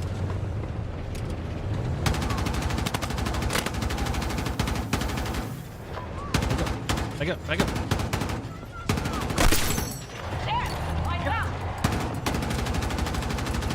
No, no, no.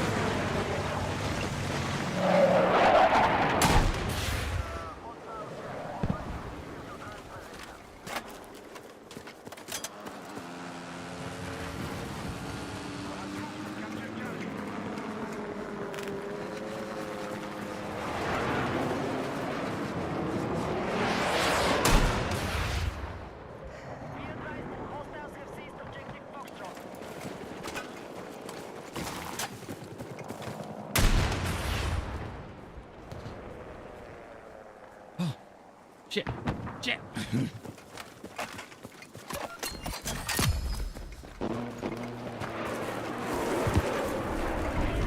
Oh, did he? I was gonna say, did he clock?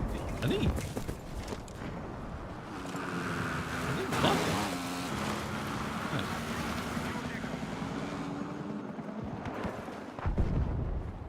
Oh, he crashed.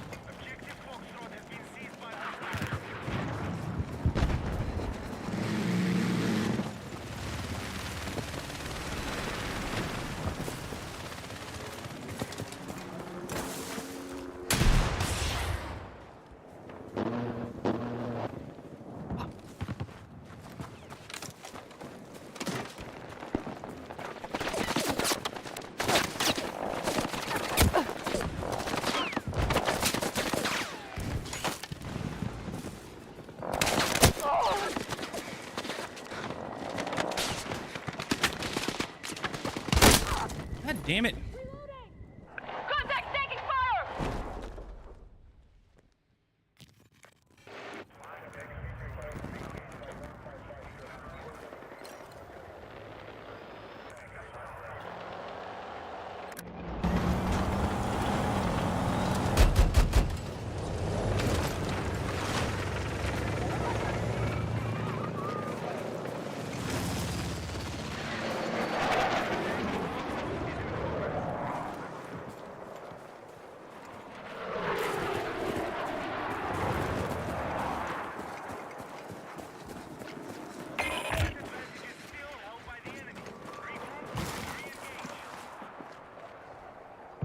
Yeah, I don't think I was. I don't think.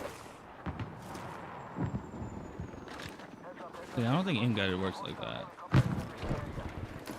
That'd be cool.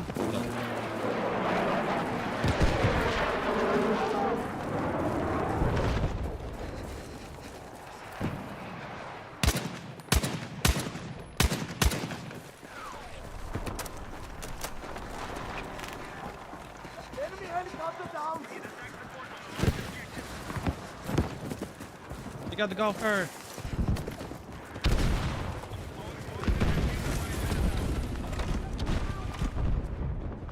Ah.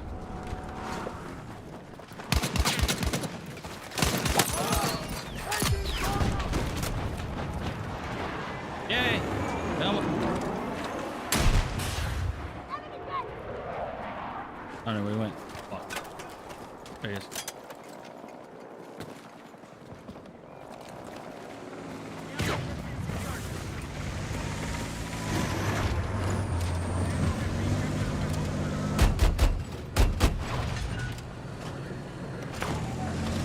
Oh shit! Look out!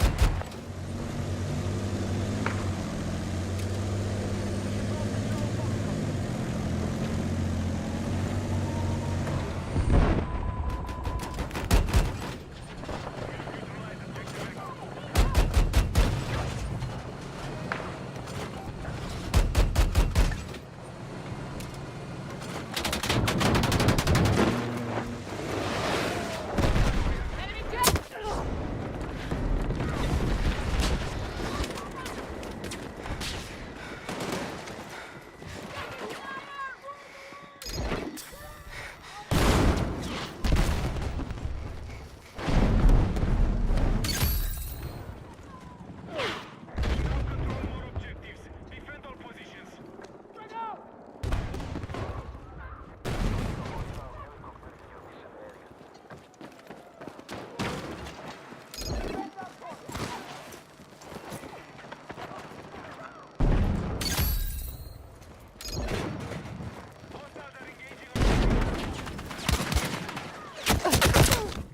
No, I made it past it. I made it past the barrier.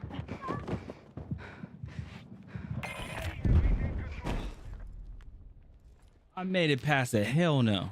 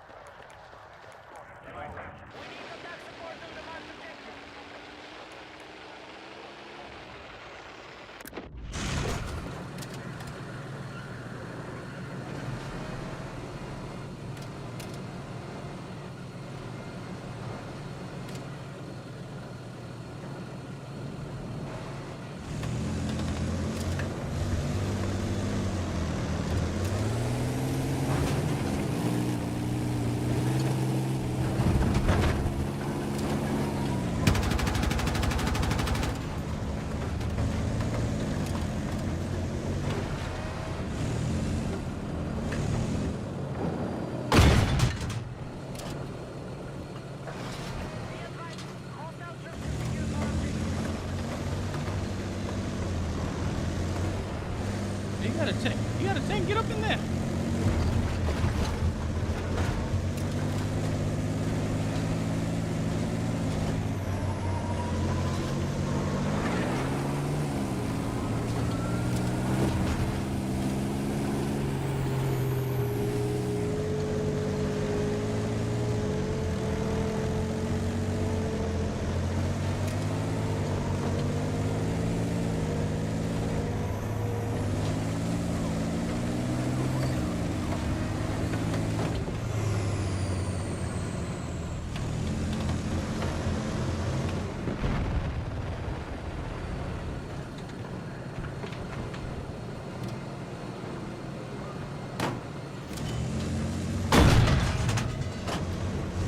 Enemy helo! Stay low! Oh no. Dick, look out!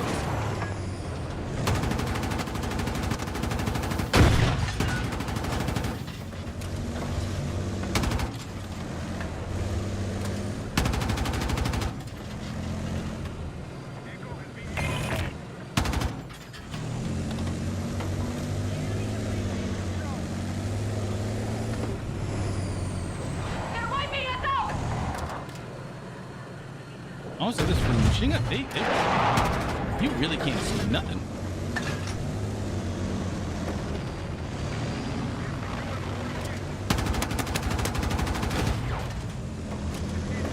Where's my assist for that?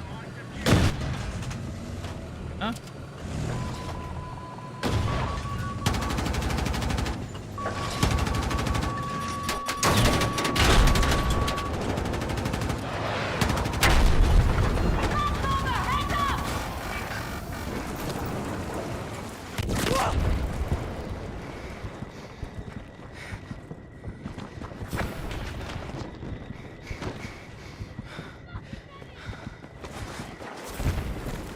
I'm here!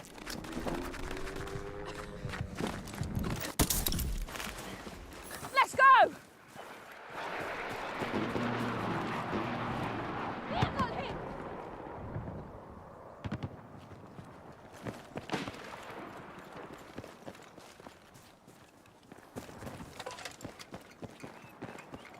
We no longer control Echo. I can't even see what.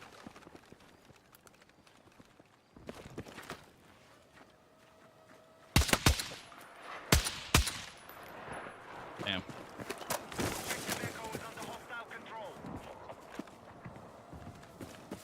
Be advised, hostile troops have secured more objectives.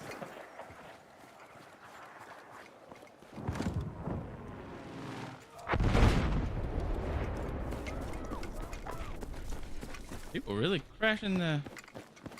Okay. Charge set, stand by! Has been secured.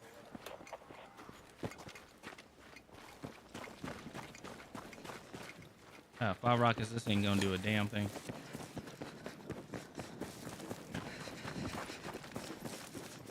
Come on, rockets.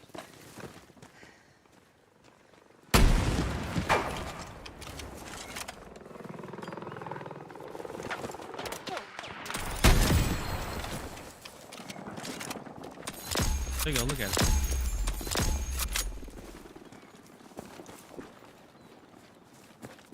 Attention, our troops are attacking Echo. Our troops have secured more objectives.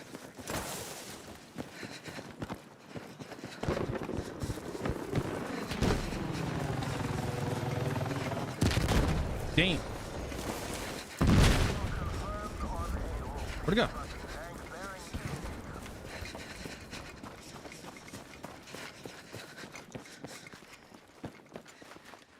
We have neutralized objective Echo.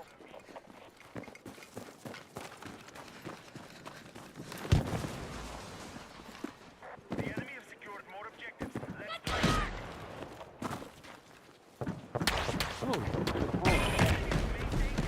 Dude, that thing is camouflaged like nobody's business. We need to knock these around, come on!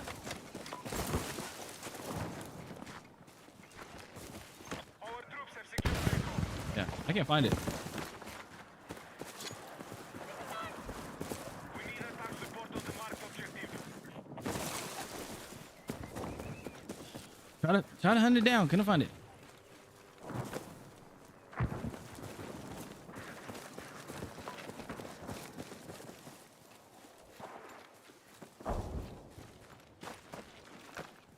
Our troops have secured more objectives.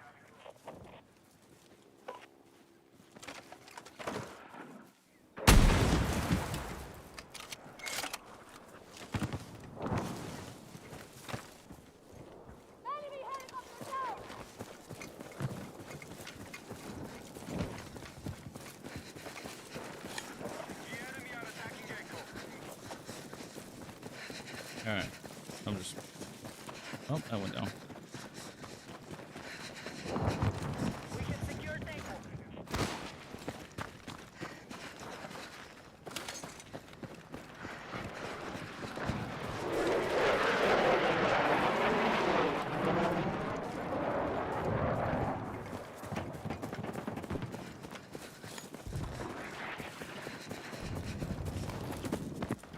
Man, running around with an RPG in his hand. Probably not ideal.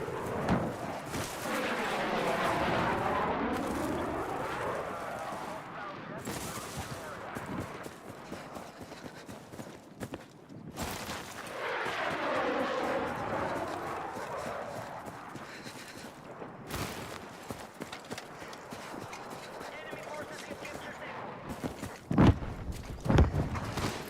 Be advised, hostiles now hold more objectives.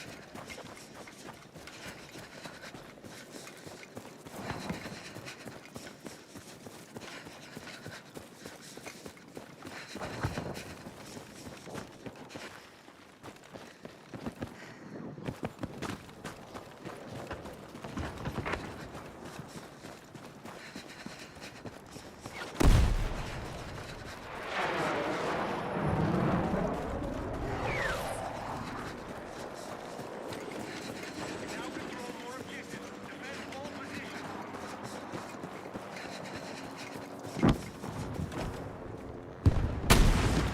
enemy have taken Delta.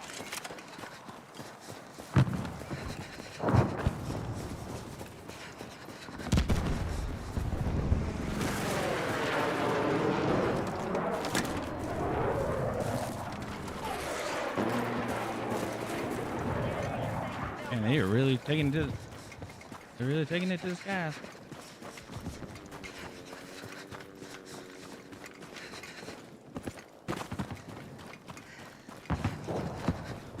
Objective Delta has been secured by hostiles.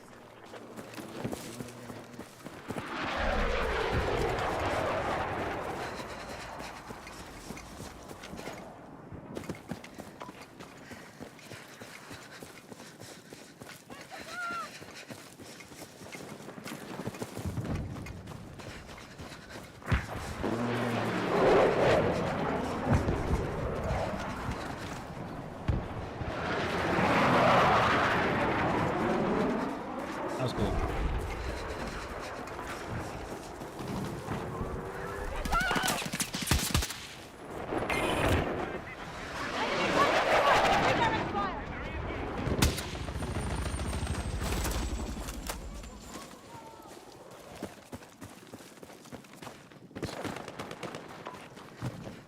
Attention, attack support is needed on the marked objective. I'm right on it. Not my life.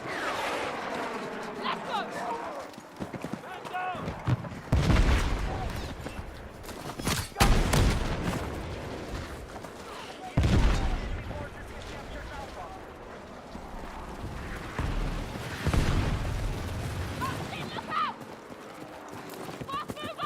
All right, our troops have secured Echo.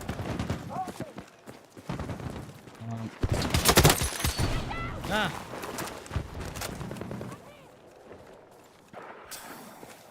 The enemy now control more objectives. Forces have neutralized Delta.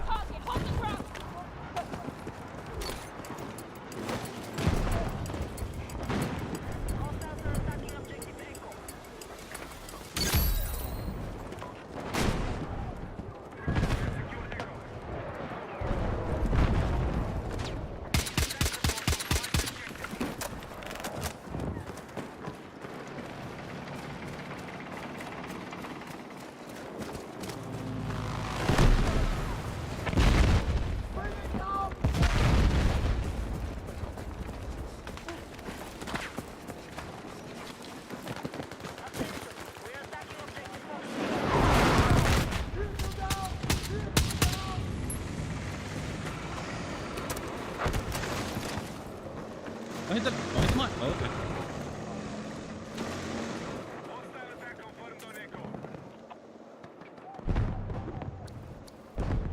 That's.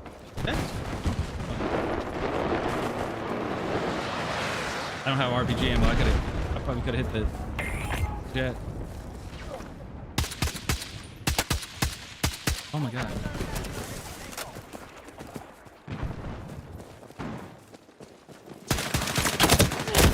Damn it. There's gunfire a little faster.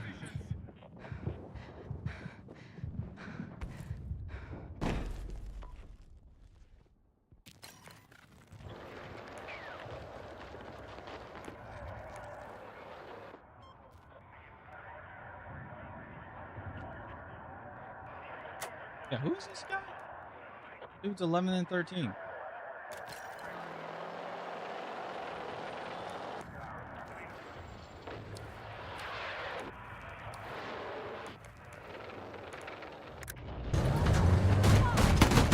Oh, where's the gun? Come on.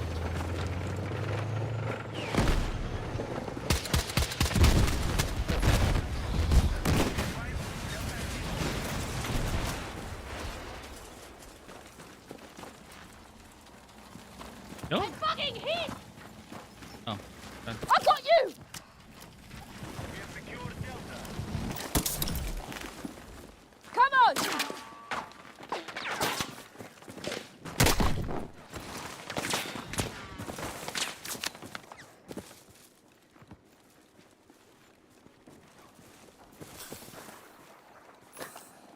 Controlling the fight. Maintain our advantage.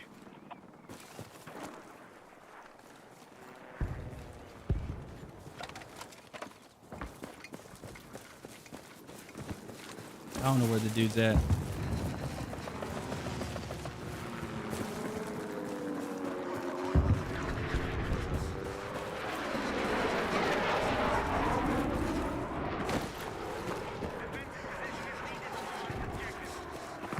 I don't know if that was.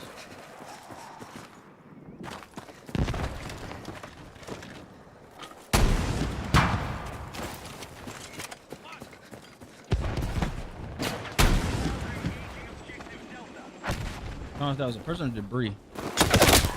Oh my god! In the frame. God dang it. I hate the rubber banding. I do.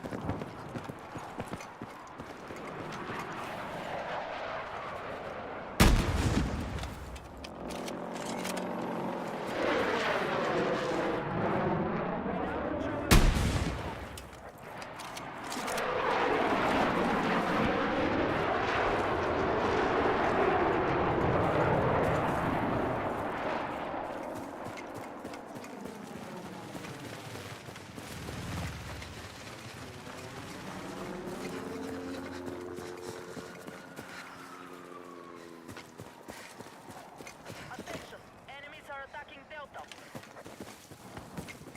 Yeah, I can't. Mark objective under threat. Defend I keep getting this rubber banding. It's very annoying.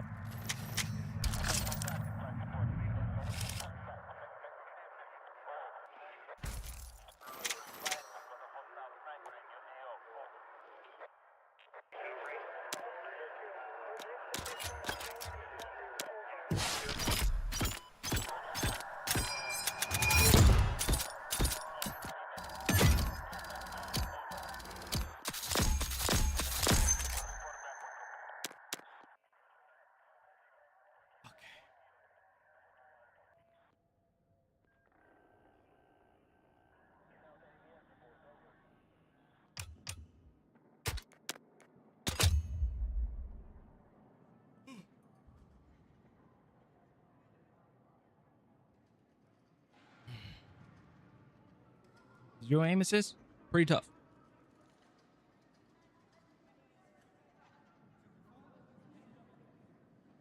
And I have the green laser on there just for like hip firing. It helps a lot close range.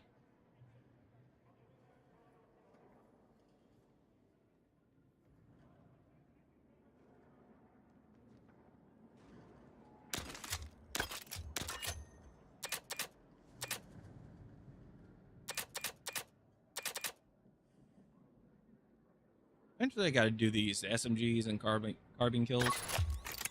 Eventually, I'm gonna have to do those.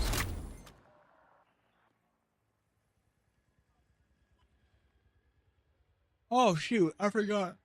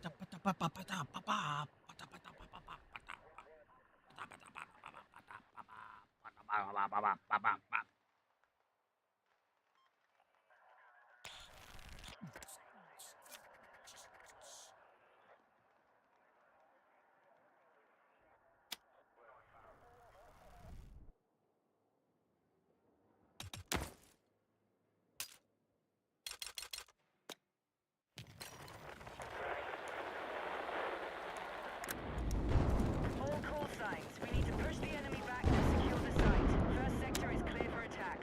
Let's go. Oh, by myself.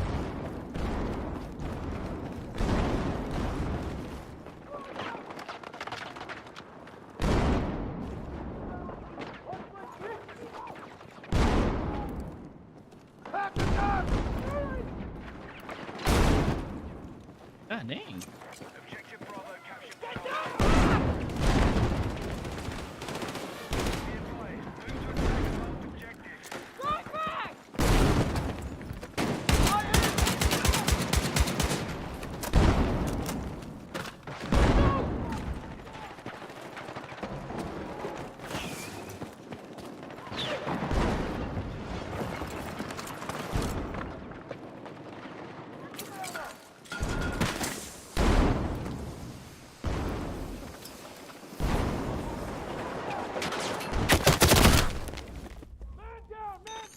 Oh, yeah, no. Watch your back. God damn it.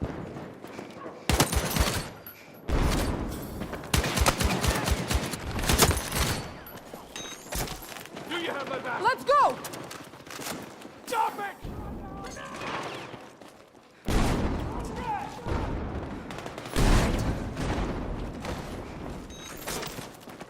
Come on! Maybe. Oh shit. Take what you can carry!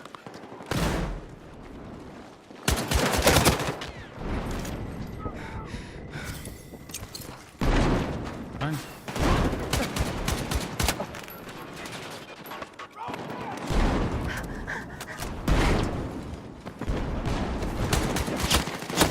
Oh yeah.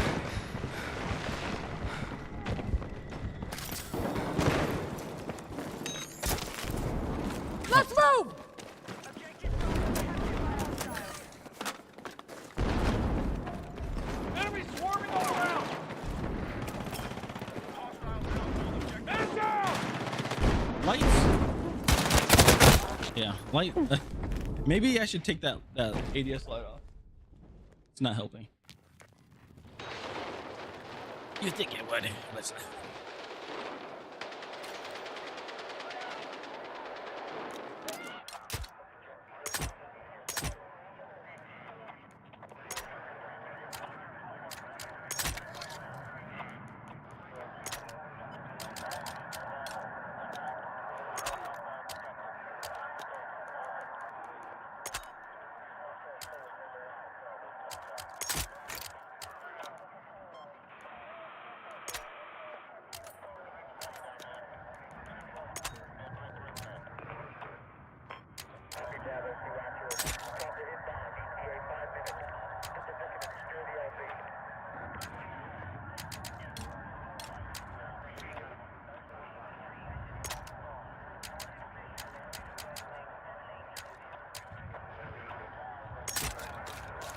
All right, we're experimenting a little bit.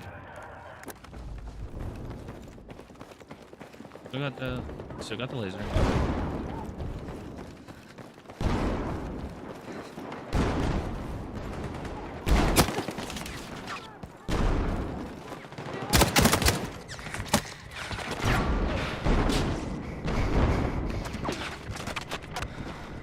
God dang.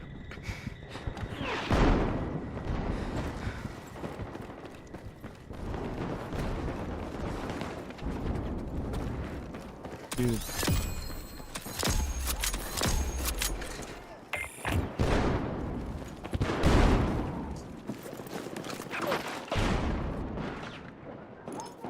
They got us locked out.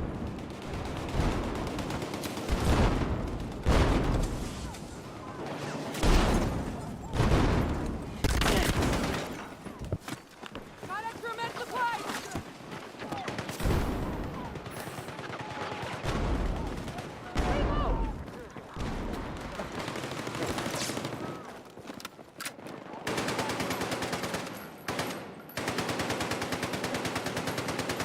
Get down! Man down! Man down! I need to change it. Hold on.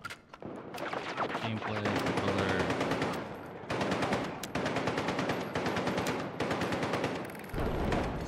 Let's stay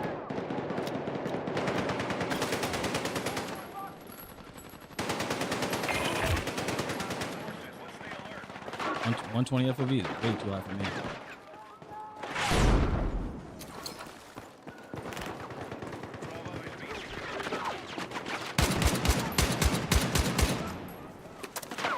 Come over here! Take it! Forward on the marked objective.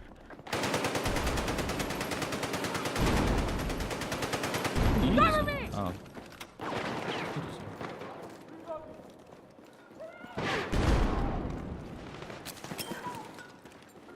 Dang it.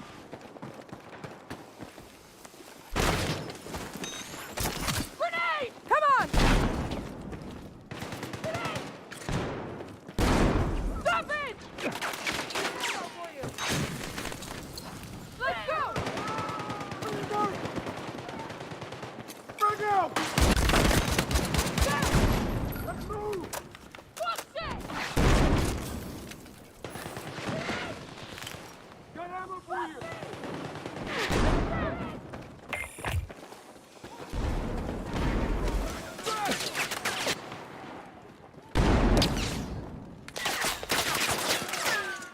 Frag out!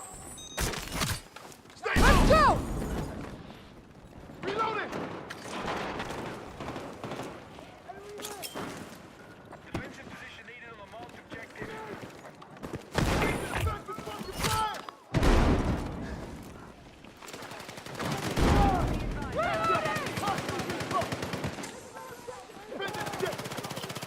Take this ammo!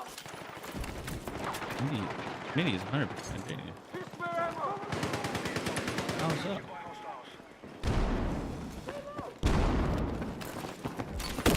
Ow. Grab what you can!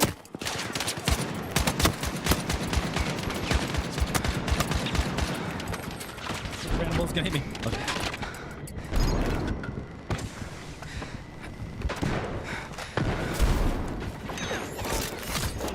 Let's move!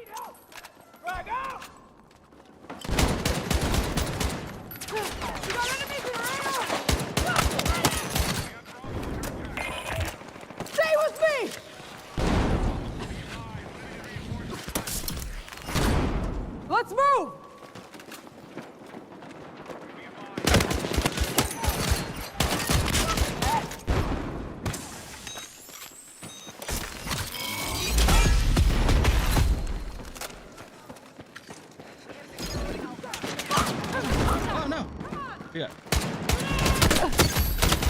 Ah. Maybe I should put some. Maybe I need. All right, let's do this.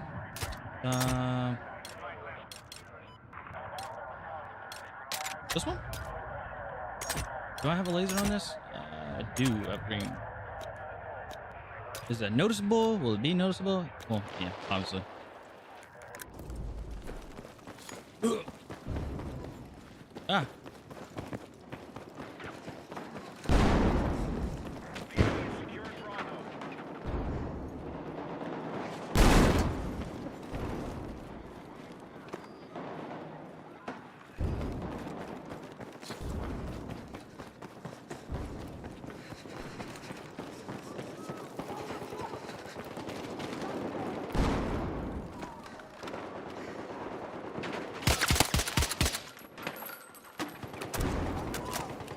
So I gotta. Here's some ammo for you.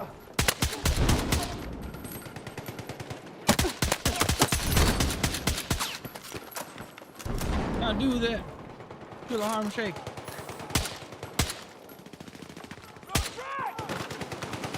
There you go. Watch it down. Come on. Get coming. Chat, does anybody know if the laser actually can you see like through the smoke?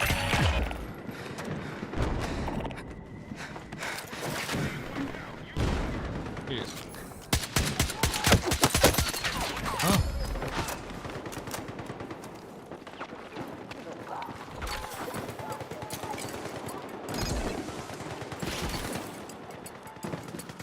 Cover me. Ah.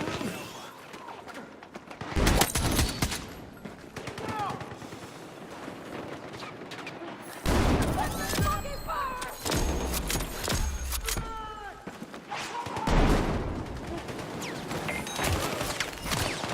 Let's go. I need a medic.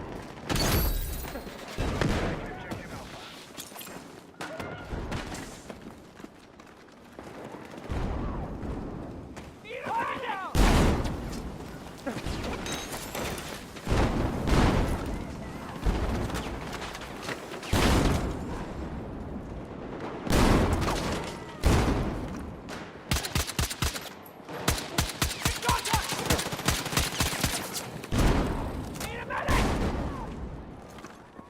Chat, proof I'm not using aim assist.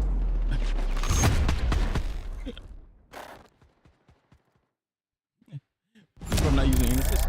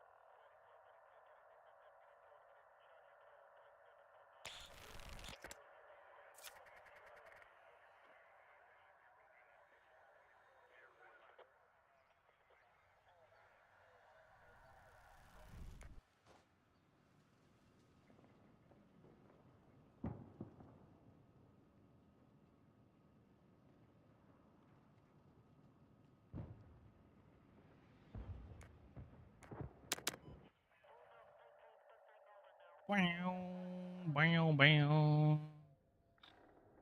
Excuse me.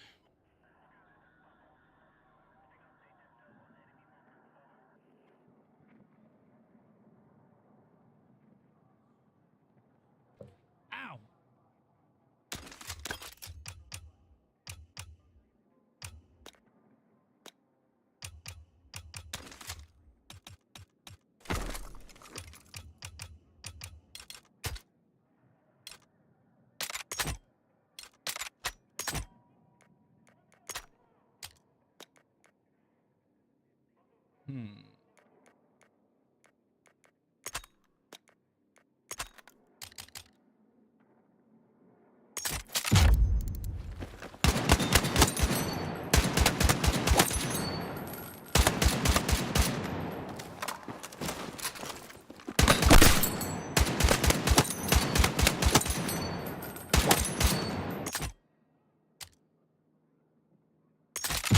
What is this?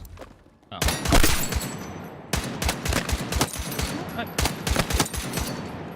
Weird sight, but I might try it.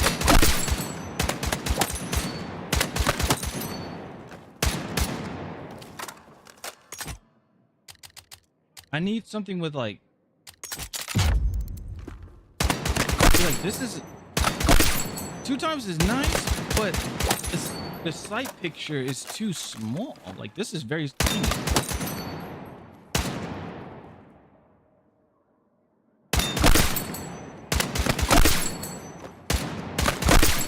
You know the crazy thing is with this 2 times, looking at it, it actually doesn't magnify anything.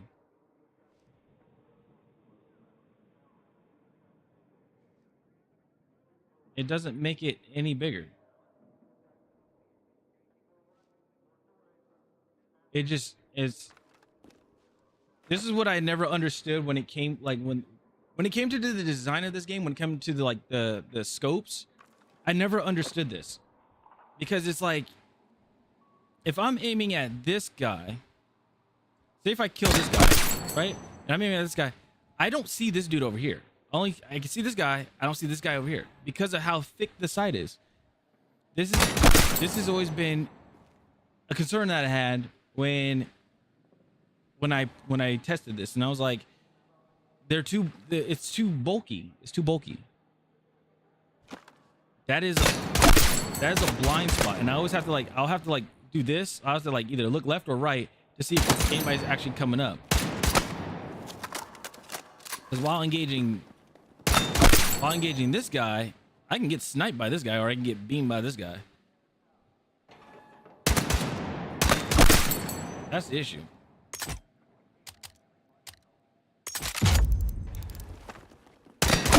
This doesn't make any better.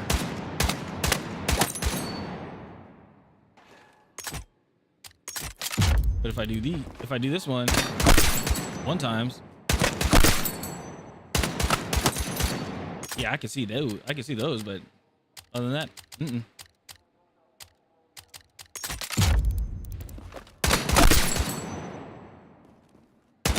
This is a little better.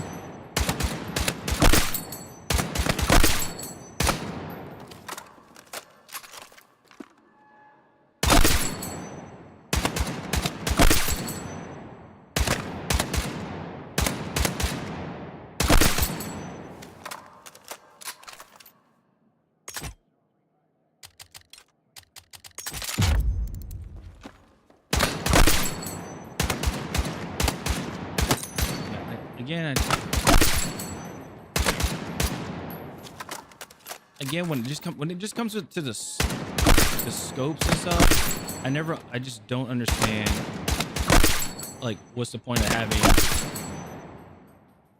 the ring of the scope, really. If everything else outside it you could see it 6 times, obviously the blur part is 6 times, and then everything else in this, everything inside of the scope itself is just clear in 6 times.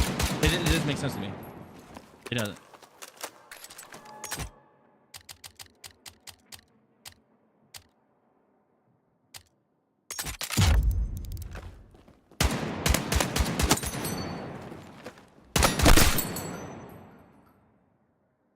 You can kind of see targets.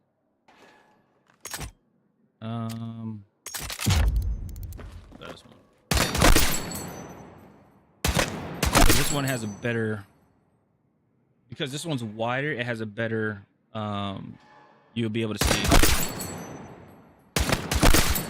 That's crazy. Is there any other 2x that are in here? Nope. No other 2x. All right. Well, I guess we'll just try that. And then I can't put the magnifier on there. Why? Let's take off this for now. Put the magnifier on.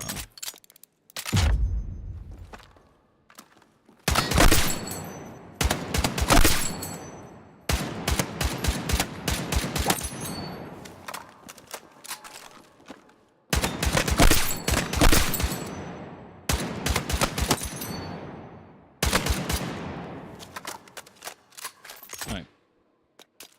We'll give this a go. If it doesn't work, I'll take the magnifier off and then put on the oh yeah, I'll take off the magnifier and then I'll put the other thing on.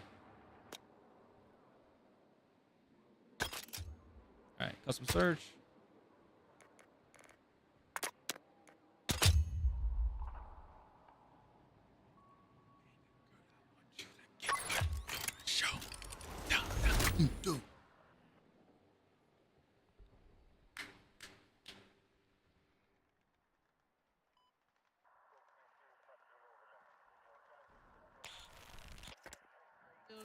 Beyonce.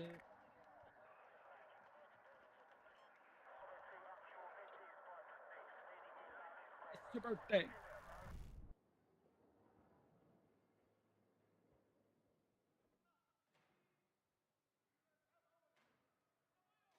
Back it up like that, yes sir. I love the way you do it, cause you do it so crazy. I'm counting down, so turn around. 5, 4, 3, 2, 1, and let's booty go.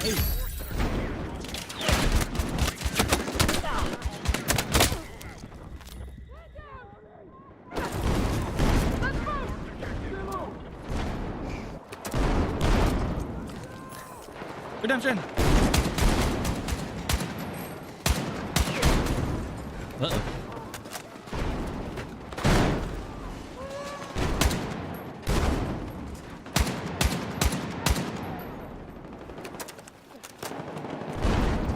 It's camera action, lose control.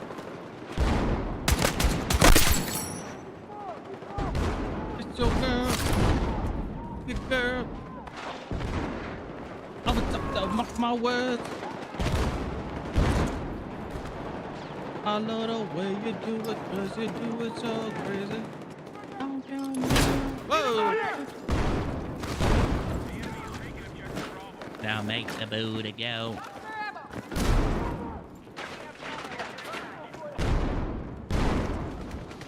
See it. Baby girl, I want. So this is a very angular type of weapon too.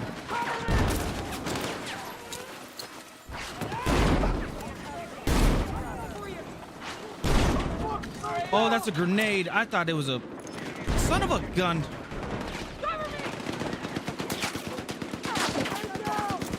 Frag out!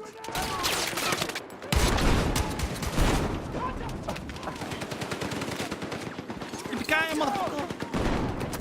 Frag out! Oh, shit.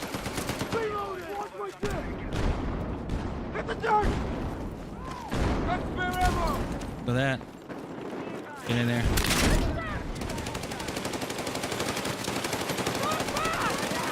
Grab what you can!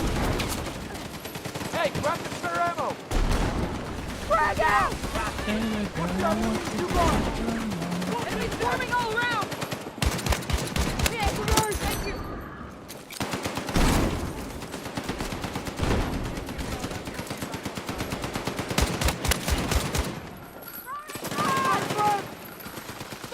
Oh,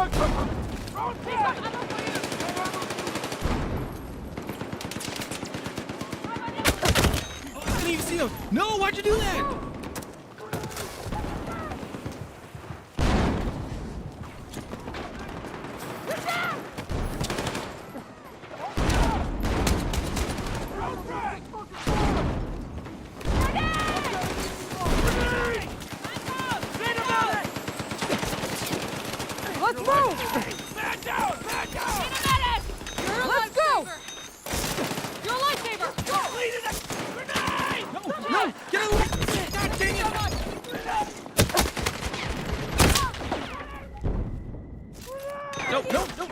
Dude. Jesus. On your feet! Move! Take what you can carry! Thank you so much! Drag away! Watch out!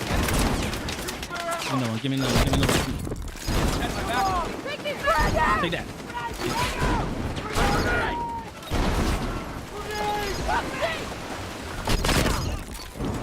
Fucking head! Take it dead! You hit me down. You had my back?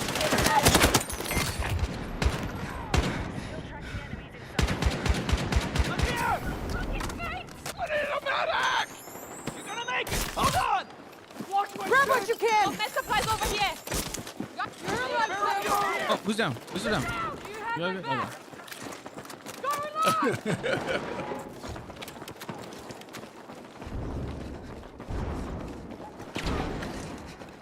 Well, let me put down the doohickey. Stay with me! Let's go! Here's some ammo! Appreciate it! 6 times. I got spares! Watch my grenade! Went down there. Frag out! Oh, he gave up.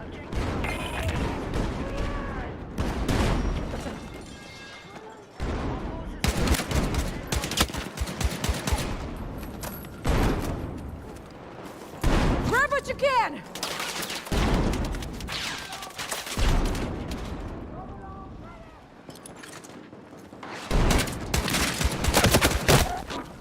What?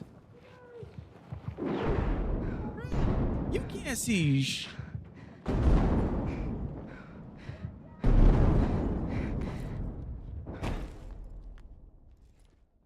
You can't see a damn thing. Okay, take the magnifier off. What in the hell?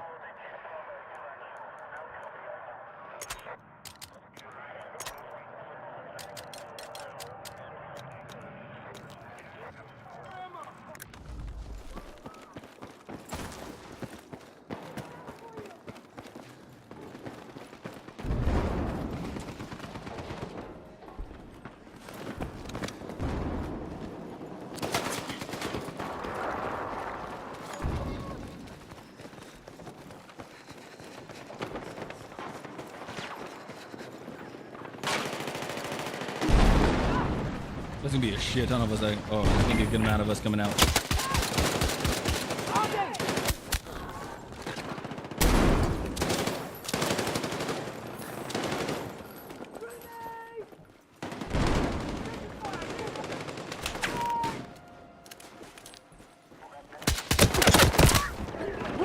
No way, dude. You are. Oh my gosh. I'm supposed to get you out of there. Get out of the way. Oh.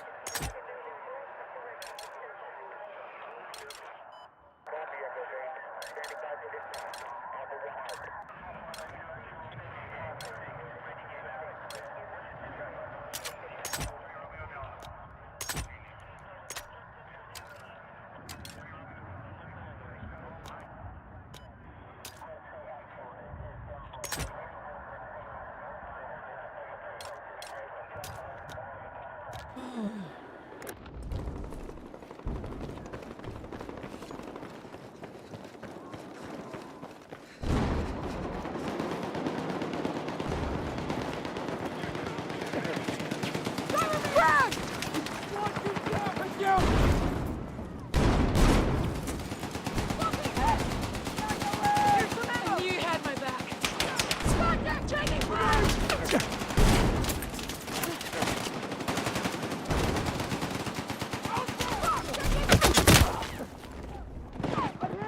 Rocket launcher. Let's go! Thank you! No, look over to your right.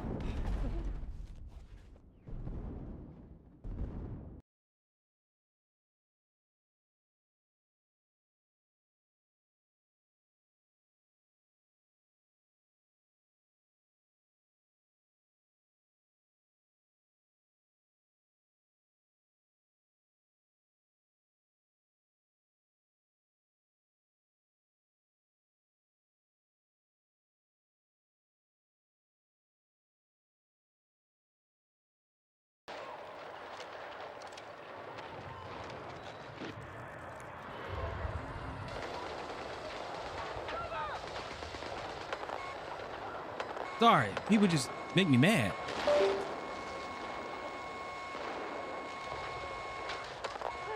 I'm just like, dude, what the hell? Like, there's people like there's just like directly right next to you, and you just, and they give them double kills.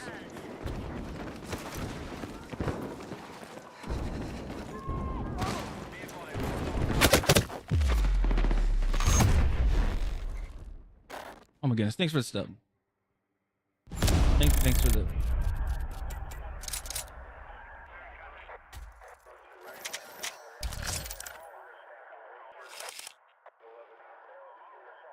Hype train started. What the heck? Hype train. I think it's.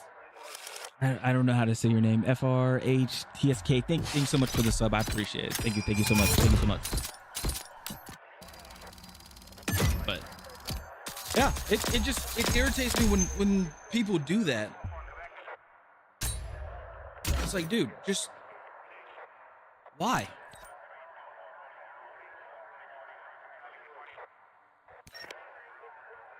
And obviously I'm not helping myself because I'm using like because of aim assist. I'm not using aim assist, so it's like whatever, you know. But damn.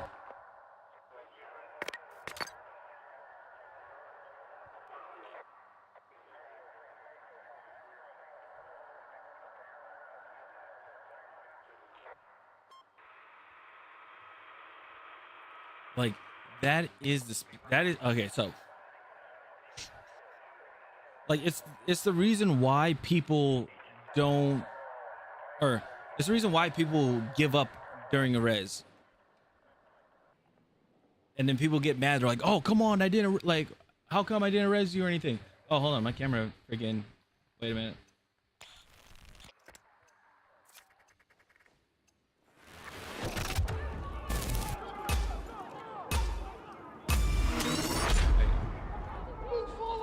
Confirming visual on multiple inbound attacks. Protect all sectors.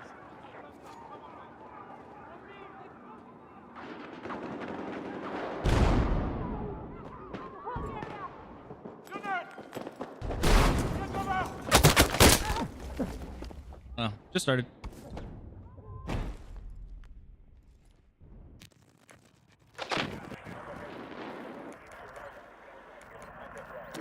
We need defensive support on the marked objective.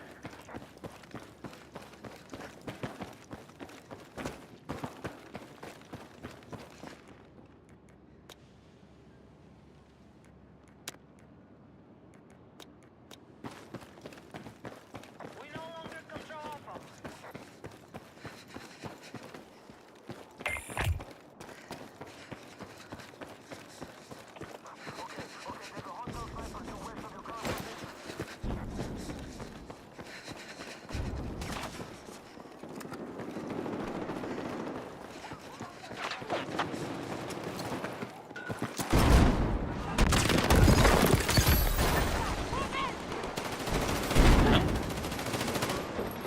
Remember this disoriented my guy?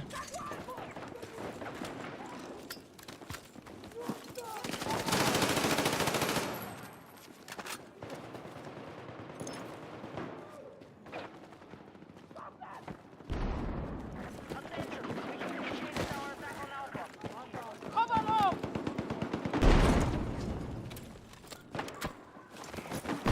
Here's some ammo for you!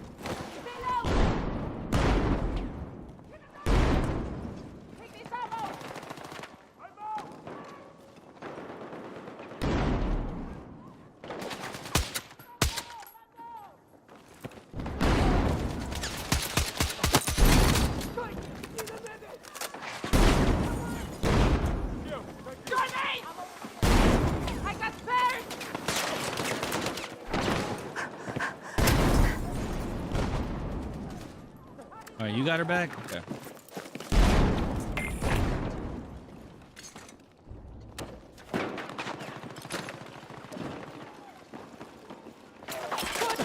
God damn it.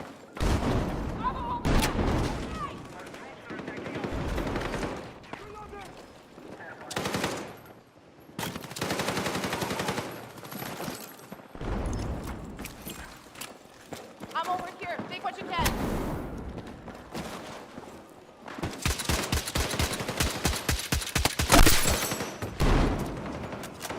Thank you everybody for the hype train. Appreciate it.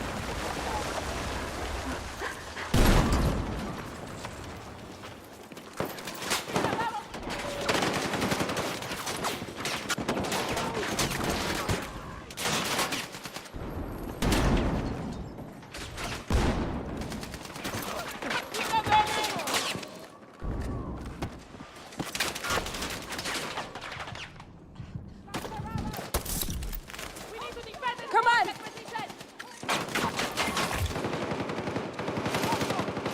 Watch my back. Come on.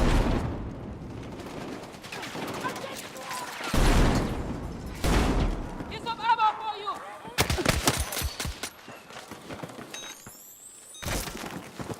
Come on.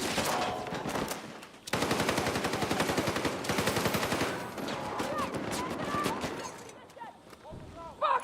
Need a medic! Let's move!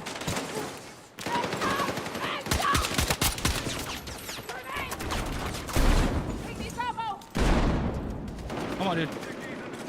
Keep it up! Okay, bro. Yeah. Get if you need it!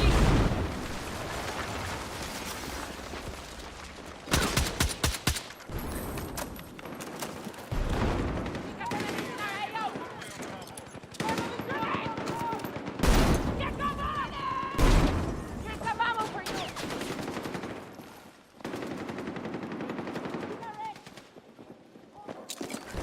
Oh shit.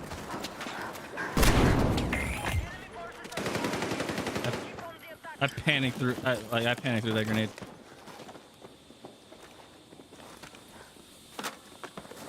Hey, you're good. You're right there.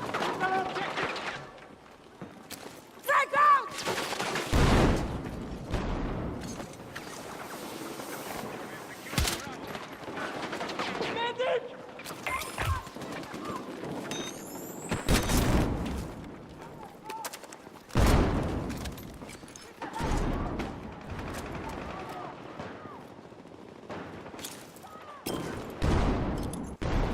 Downtown. Come back up.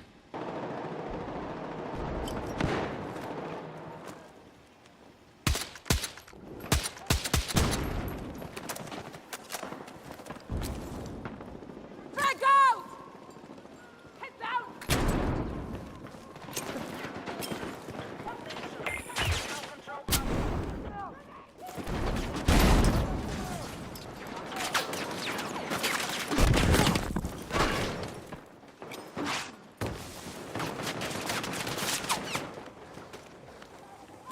That thing goes out very quickly. I noticed that. Get cover!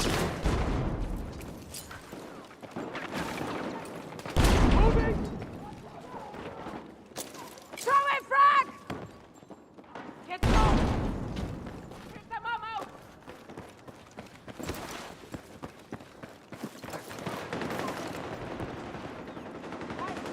Have it down!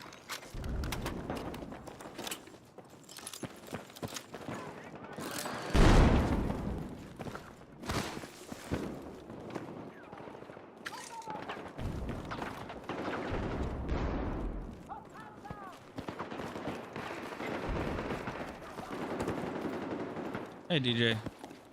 Thanks for the alert.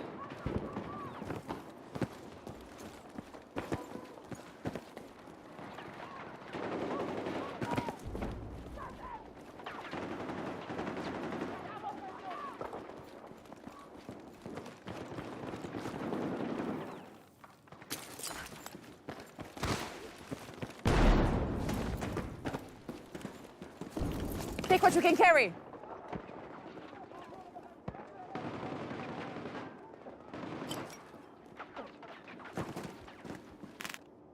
Give me another grenade.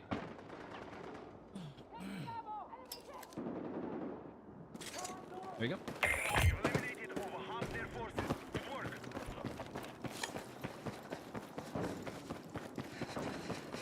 Defensive position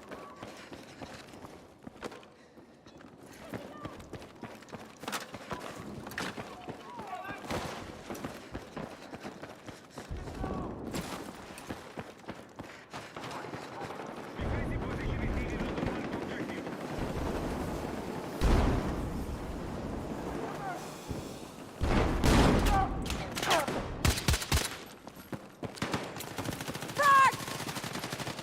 on the marked objective. Good shot.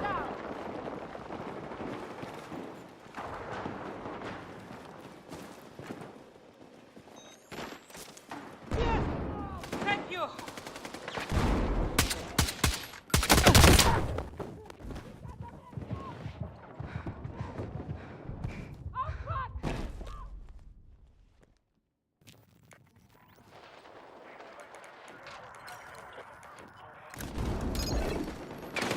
Objective Bravo has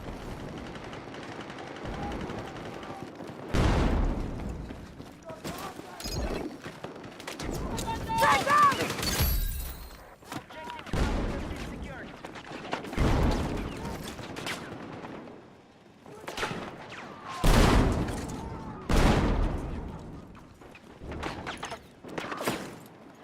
I didn't even throw the grenade. Bravo for you.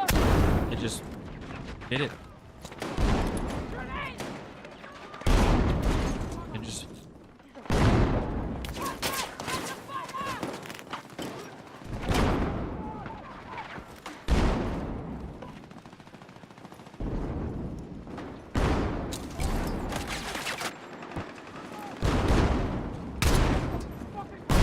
Get to my position! It's fine. It's just grenades and grenade launchers. You might get RPG here and there. But Come on!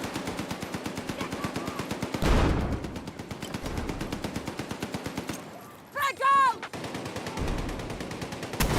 there we go.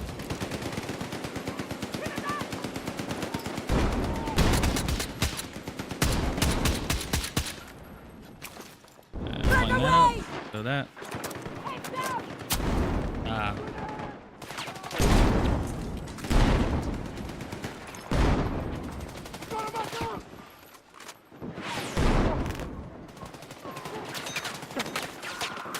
Try my best.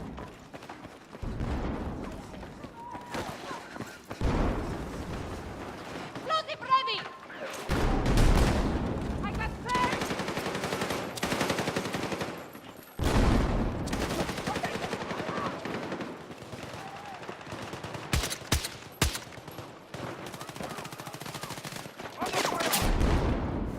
Oh, it's further. He's further back.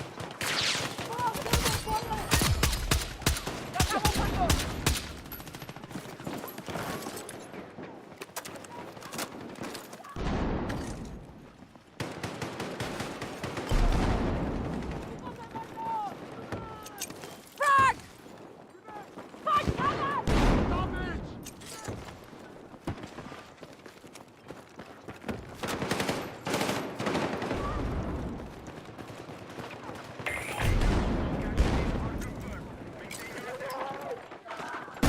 Take it down.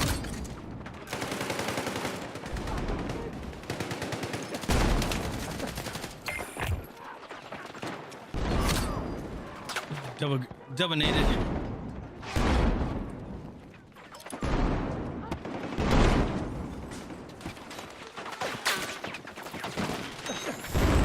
Cheers. Let's move. I owe you one.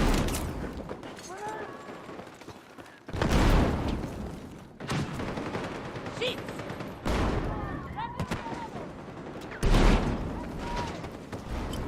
Grenade.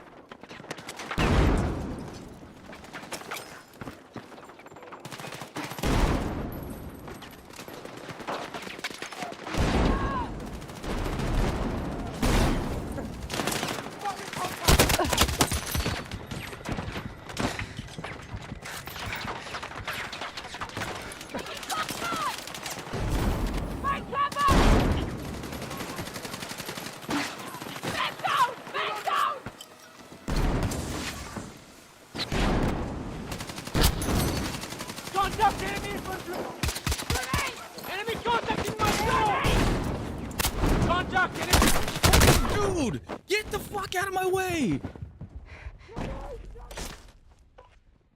Oh!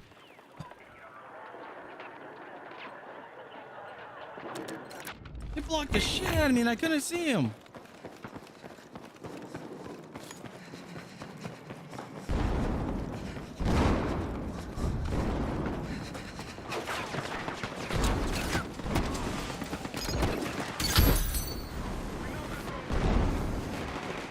Enemy hit!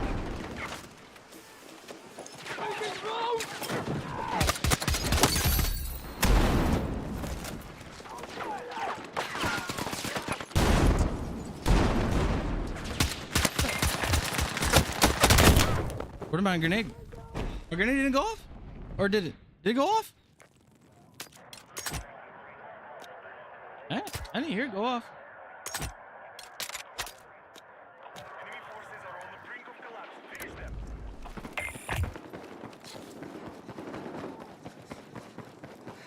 Oh, I'm at 110. God dang it.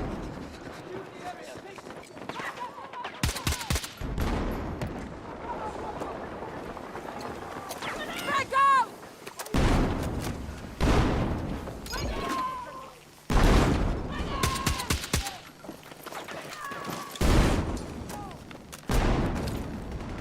Coming now!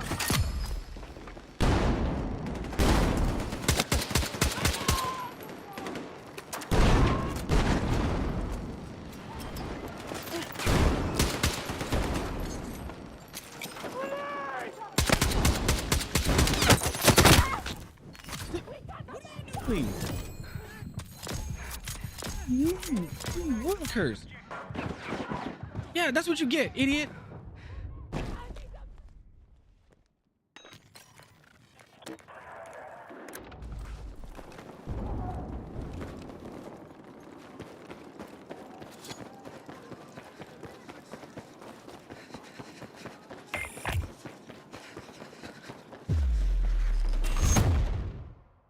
Goodness gracious.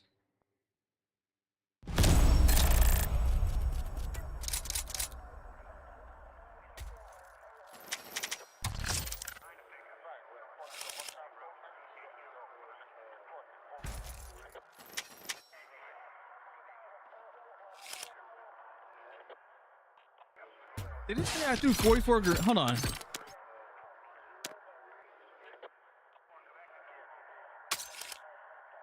I threw 44 grenades. Oh my gosh.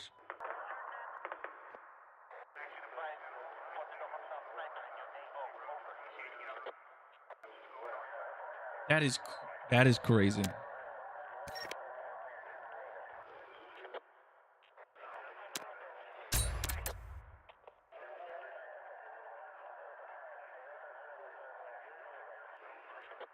I wish they had like a mechanism or like some sort of hardware in the game that lets you improve the receiver. So it's like you get I don't know, a match trigger or something like that for the sniper rifles or DMRs.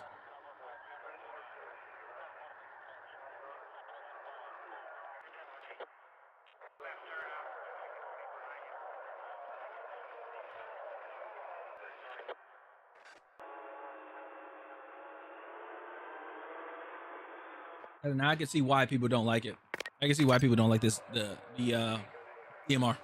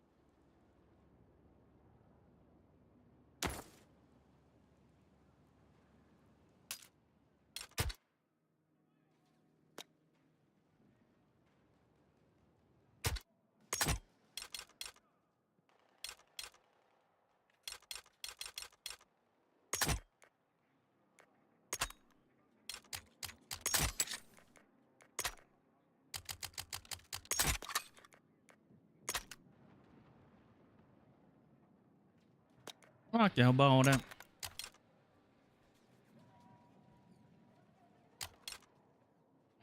That might be very helpful.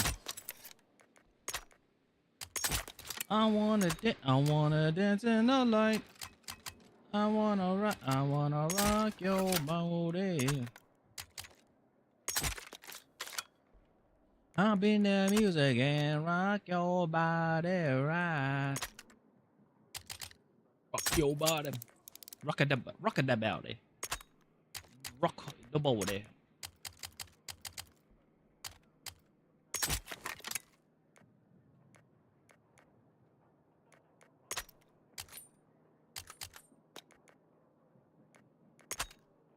What am I doing? What am I doing here? I don't know. I'm just spitballing now.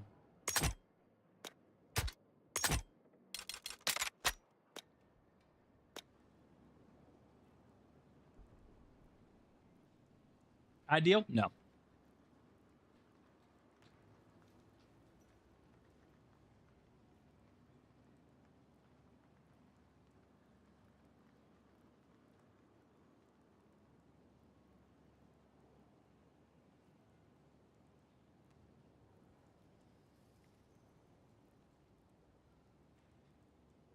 Bow, bow, bow.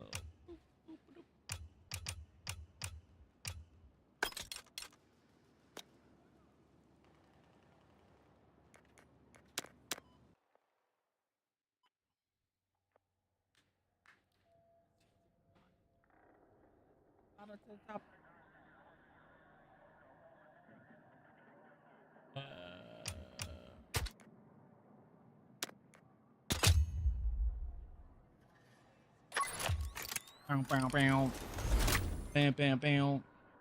Do, do, do.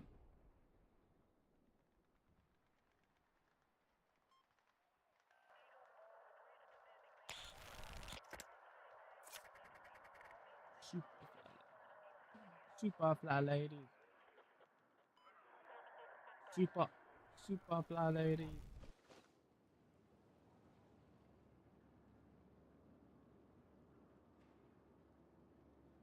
Just like a white.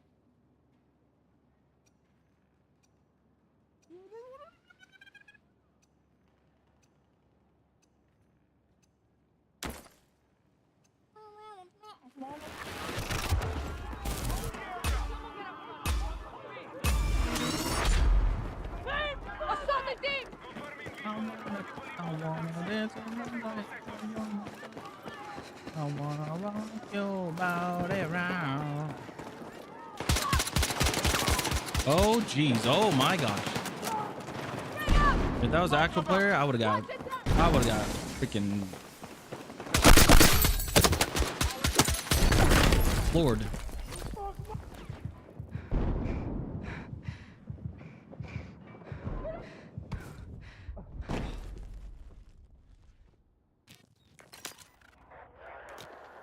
Chad, I'm gonna have to. Okay, Chad, give me. I'm gonna have to. I'm gonna have to break away from this for a little bit.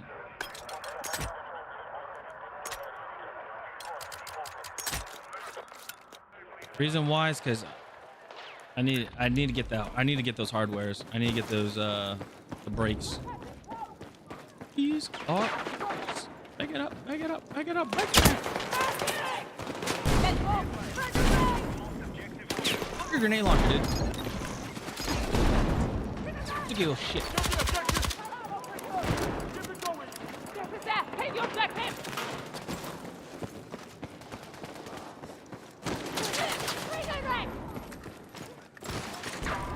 Yeah. Down there. Don't break that. Do not break that.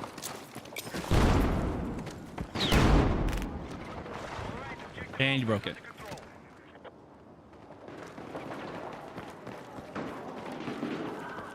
Had to freaking break. Had to break it. So much. That's a freaking.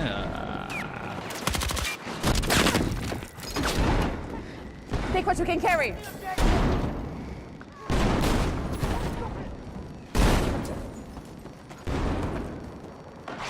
I mean, one of these days, there's gonna be one where it's just no grenade launch or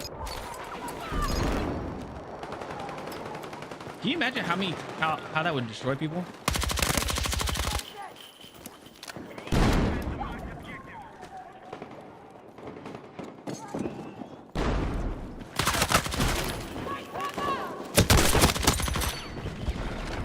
Wait. Give yourself a chance. Give yourself a chance. Whoa, whoa. Take what you can carry. Medic! Come on! Yeah. Go, Watch out, watch out, watch out. Move! Get out of my way! Jeez. I want to shoot my teammates so bad. I do. I really want to shoot them. Shoot them right in the freaking dome. End their lives. So they can just get the fuck out of my way. grab what you can.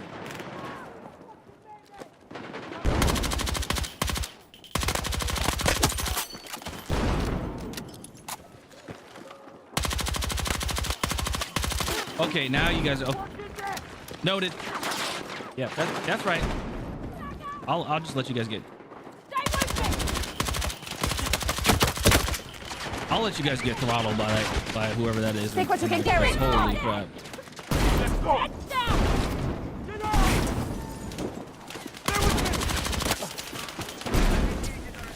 Jeez, you guys are so annoying.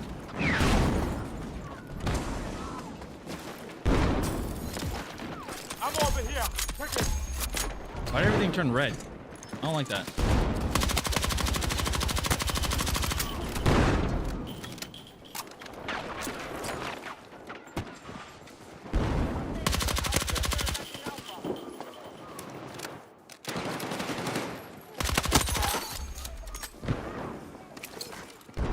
Fuck.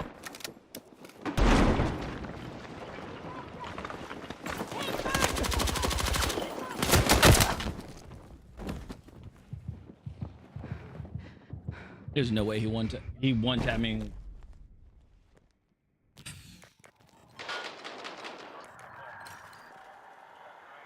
What do you...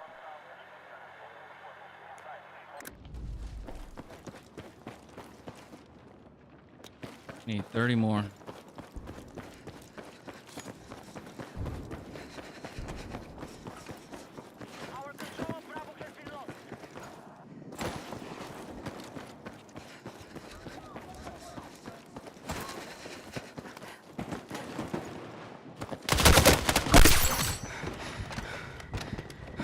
Take what you can carry.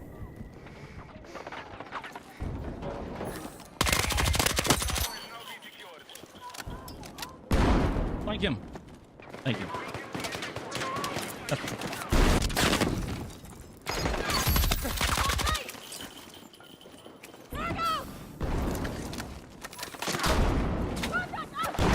Don't do it. Don't do it.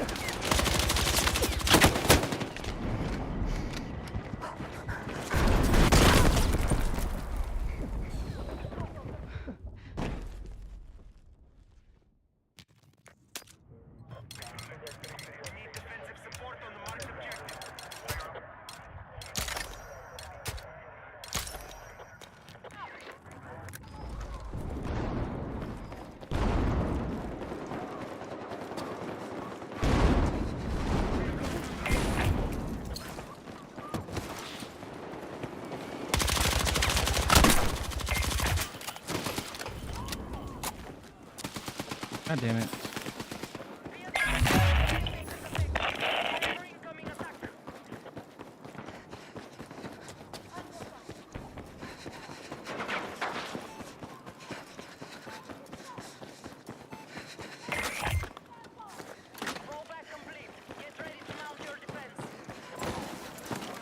Check this ammo.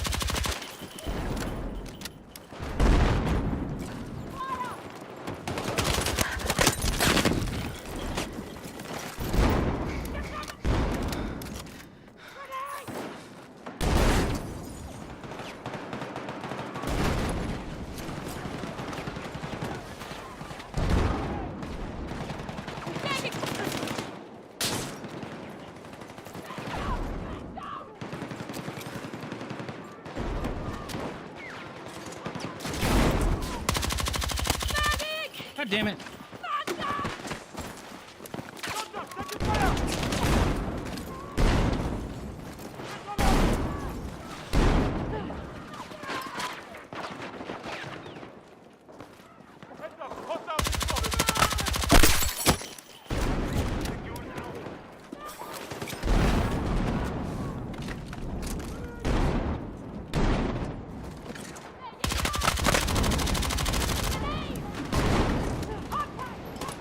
I don't have a foregrip on this thing.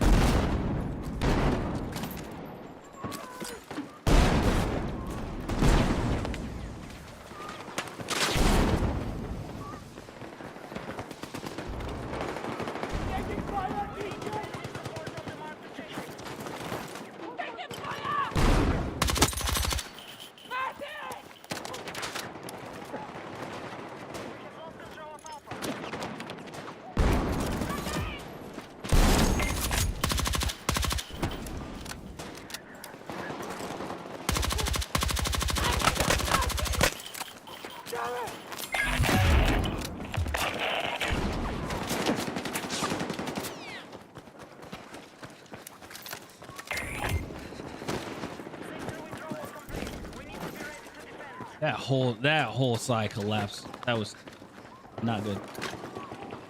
Now you're in my head. ammo!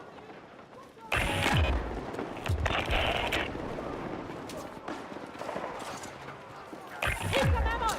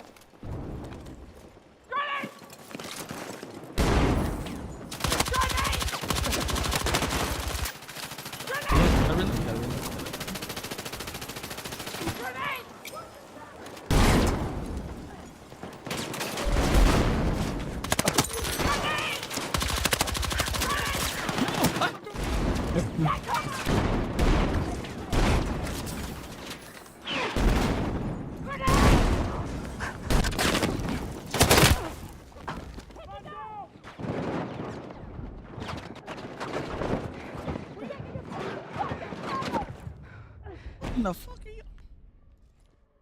Okay. Okay. Okay. Okay. One thing. Okay.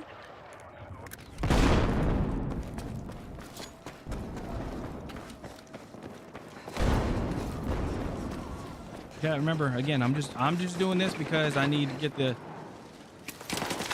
SMG carbine kills for the hardware.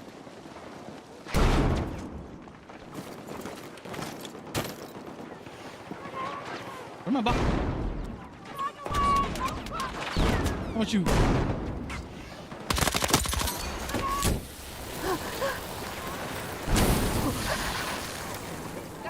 Oh, simple. I had to take a break, small break from the DMRs because I need to get the hardware challenges done so I can get that buffer, so I can use that on my EMR. Because holy crap!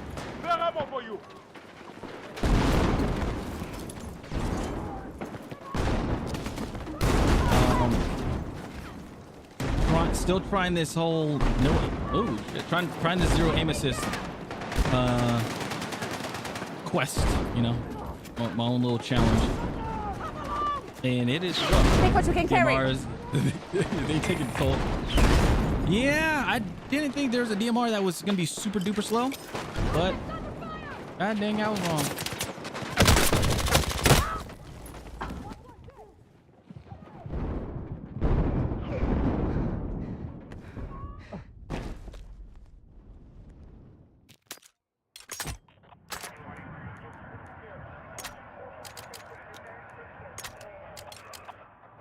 Maybe this will work. Revert. Ooh, 30 fast. Put that on there. Do I got anything else? Nope. No. See, I need to get the buffer and I need to get the burst fire. How are you finding zero aim assist? It's tough. Okay, so DMRs, very tough. DMRs is very, very tough. But with automatics, like you could make some micro adjustments. And also I changed my sense, I ain't gonna lie. So it's like fast, but then when I'm in, it's like not as fast, you know? So I don't I almost said overcompensate, but overcorrect.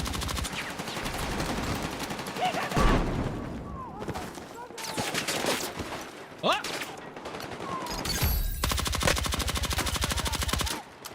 It's nice though.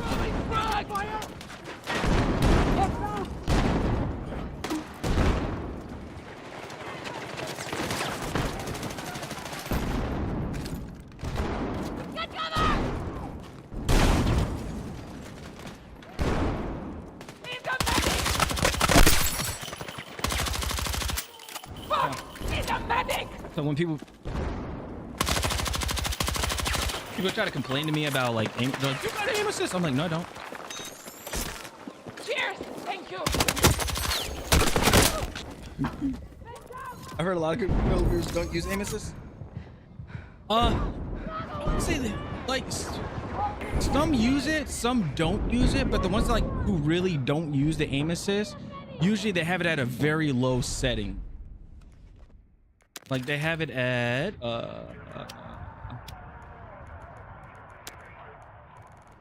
like usually infantry aim assist, they'll have it like probably like I want to say 50 or lower.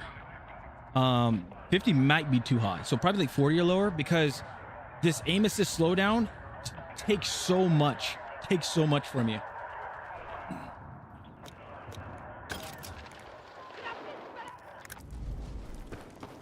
Where am I at? 40 or 20? I need 20 more kills. Yeah, it takes so much out of you, and I'm just like, damn. Because I remember I tried doing it with snipers. Oh, snipers pissed me off. I was like, I don't even want to snipe no more. That's how bad it was.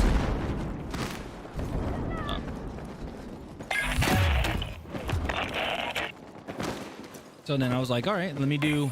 Then that's when I did the zero aim assist on the sniper rifles. First I did 10. I did 20. 20 was still a little much. Then I did 10. 10 was okay, and then I was like, I'm curious. Let me try just complete zero. And then zero was like, hell yeah.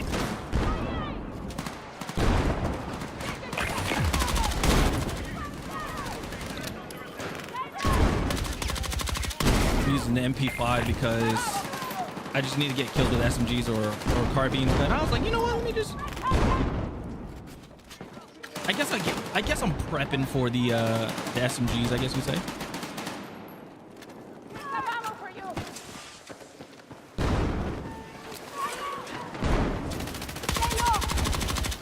Oh yeah, I'm not sure if you noticed the auto, not the auto sprint. What was it? Let me go away. Oops. No subtitles. I'll put subtitles on. Why not? Controller, infantry. Where is it? Okay, so the forward sprint. This, you know, if you enable that and you're prone, if you press forward on the stick, it will immediately take you out of prone and you'll start sprinting. It is so it's very bizarre.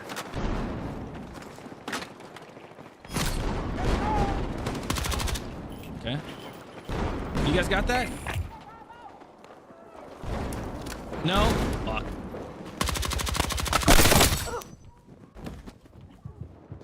I need to use some ARs for some skins for snipers.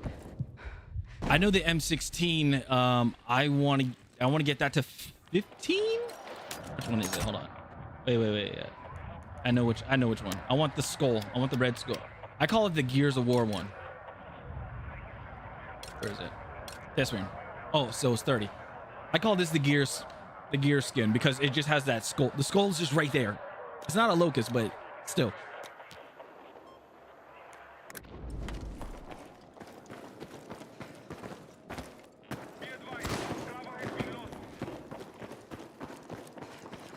Yeah, some of the skins looks dope. Dude, it looks so sick.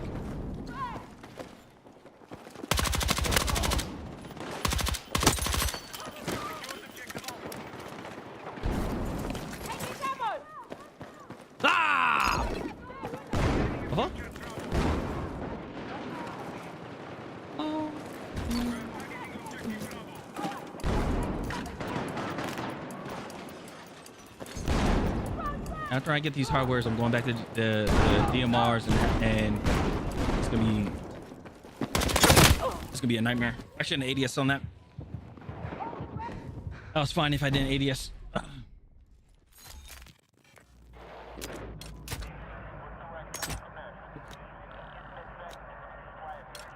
Okay, let's change this to red laser. No, that gives me more mobility though. How did you find the L115? I told Curiosity, I said, hey, I'm so sorry. And she said, what? And I was like, I'm doing a cardinal sin. And she said, what? And I said, I'm using a thermal. I was like, I'm using the ×6 thermal on the L115. She's like, no, that's fine. She's like, now if you're using a rangefinder, that'd be a whole different thing. And I was like, I don't know. For me personally, just using the thermal on the sniper rifle, it just seems wrong. But it's just so hard. Like, goodness gracious, it's just so difficult. Yeah, I'll put that there. But it's like, I don't know. I guess it's just me, but it's like, I struggle to see people. And this is not fun. It is a struggle bus to, like, just to see people. I'm like, is that it? I think that's somebody. Carry.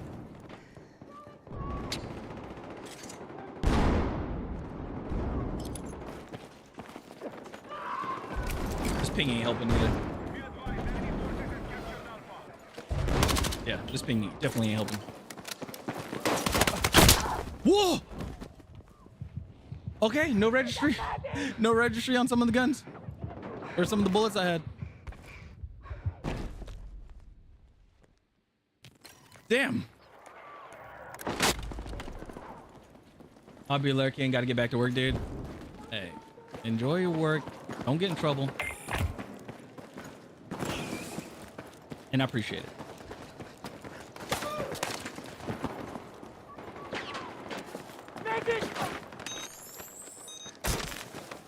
Come on. Oh, that's cool. Tell me what you know about this night. There is every night, 5 a.m. cold sweat, waking up to the sky. I'm at 20. I don't know what they blew up. What they blew up.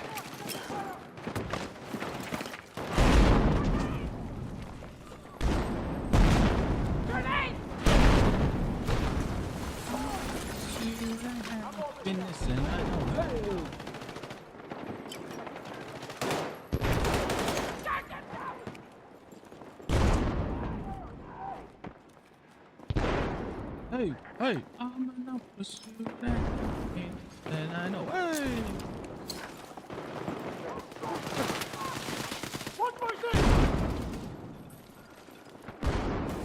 Grab what you can.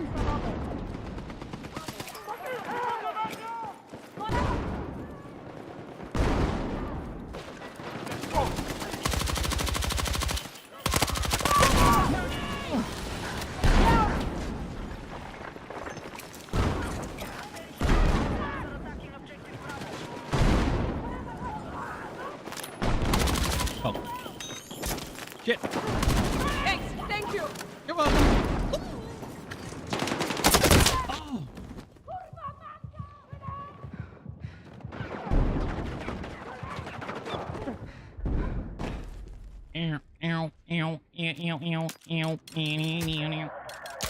Alright, so that there.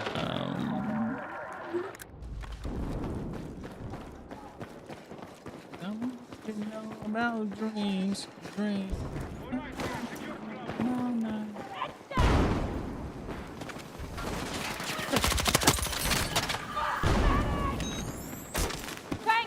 Let's go. Dude, I want to do that.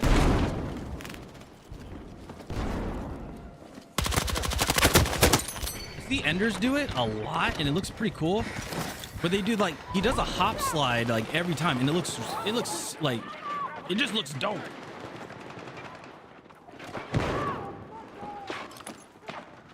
It looks really dope. It looks so clean.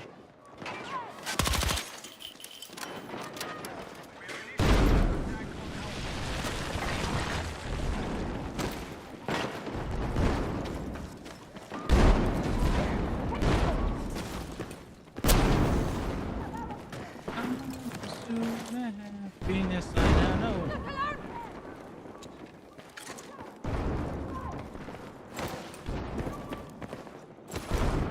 enemy has secured objective Alpha.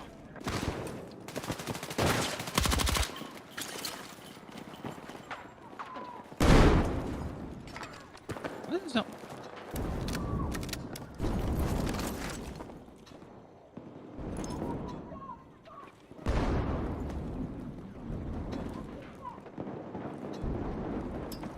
Yeah, I gotta learn the. Okay, that thing got me there. Cause he does it's like a slide.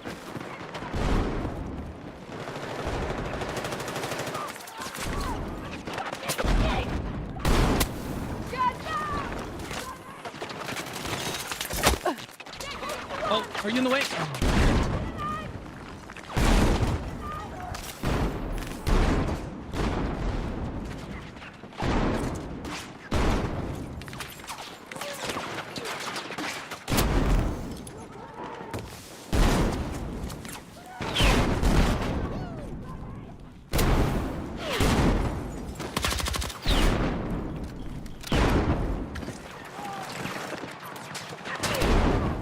Oh, I don't have a. Hold on. There we go.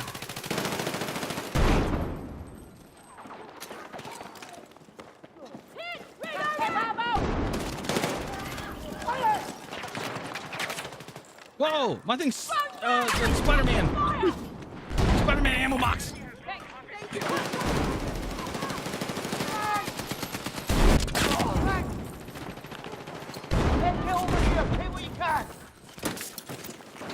Bro, move. Damn it.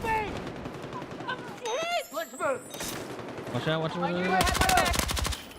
Jump. Throw it back! Hey, hey. M39. Standard suppressors.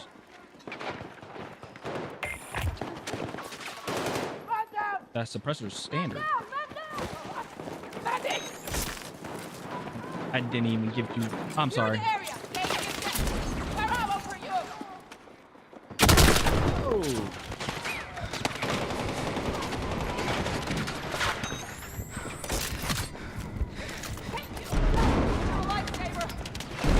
Here, here's a medkit.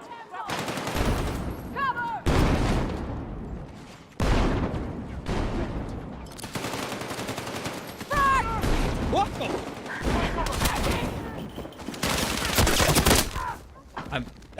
That panicked. I panicked there. Had you tab, but we'll be away from the PC back shortly, dude. Appreciate it.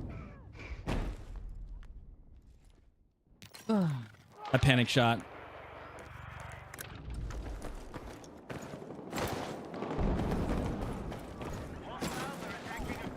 What if I take the? Honestly, what if I take the rib off of that? Stay with me! Let's move! I'm over here! Take it! Let's go! Reloading!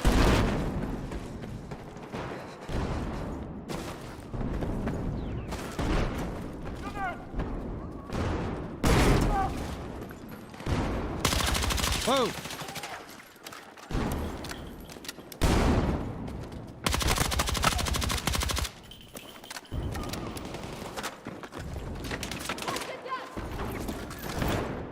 Yep, look down right. Yep, that's what happens.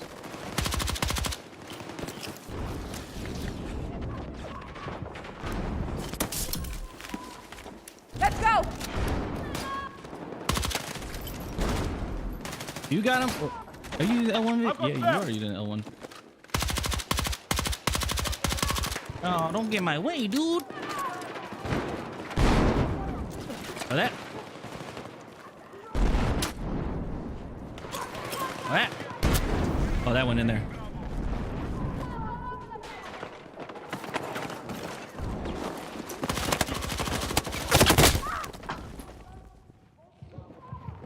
Why does the MP5 take so long to kill somebody so close?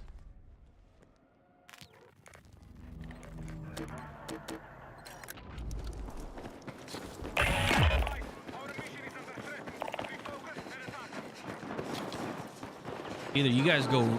Yeah. Either you guys.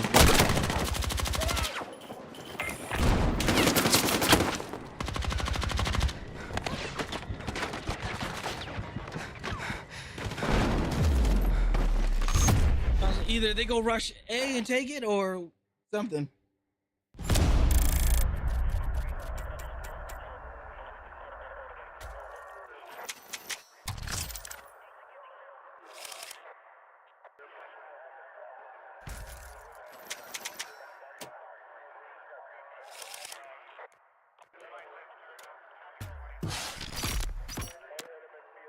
Yeah, top squad.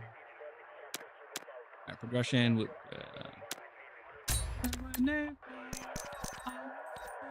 to you.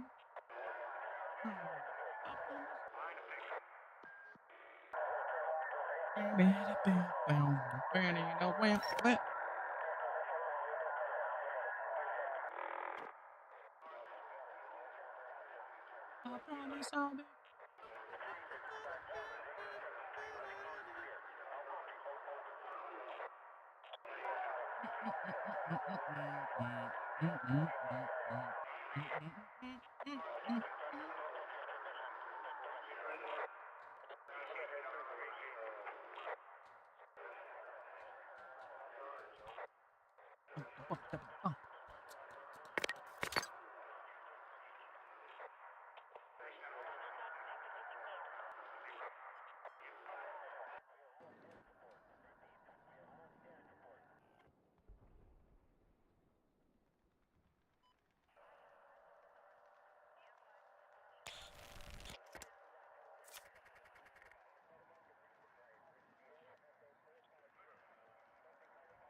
There's nothing I can do.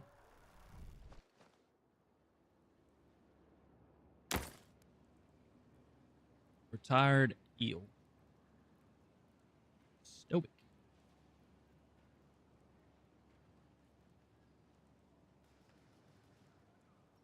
I should change my name. I was thinking about it, changing it to no aim, like controller no aim, zero aim assist.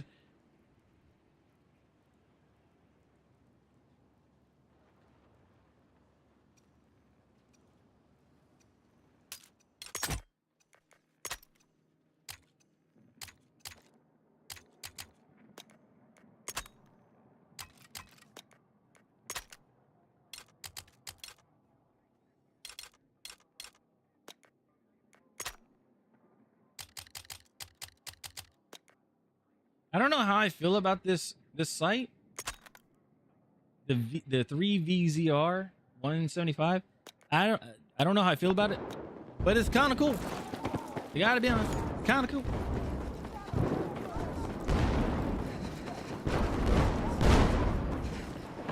I'm ready for this easy. I'm ready for the sculpin. You guys used sculpin before?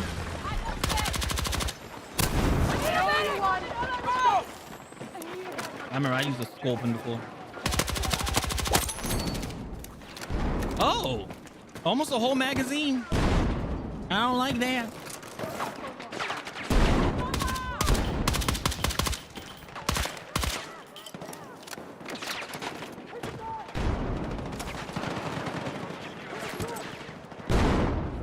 Yo, chat.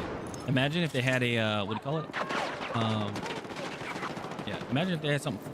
Here's some ammo for you.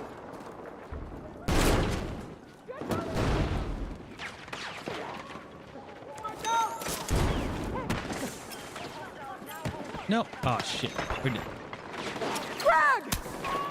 Oh. Head down. Yeah. Yeah. What? Imagine if they had like Rainbow Six Siege. Type of leaning in this. Oh my gosh, that'd be terrible.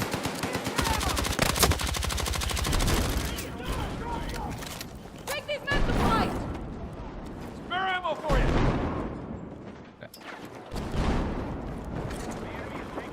Look, Dudo out. No! No! Nope! Nope! Nope! He's right there. No, he's still right there. He's still right there.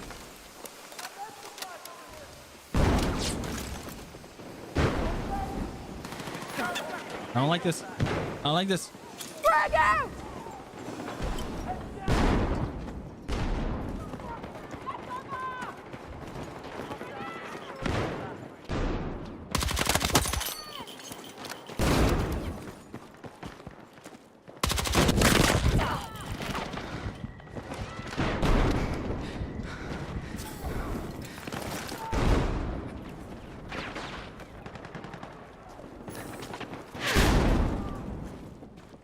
Why do you do that? Tell me how I got 54 damage on that. How does an LMG beat an SMG?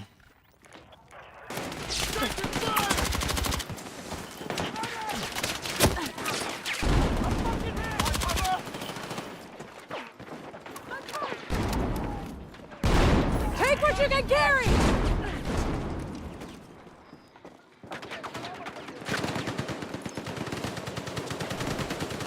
Get cover!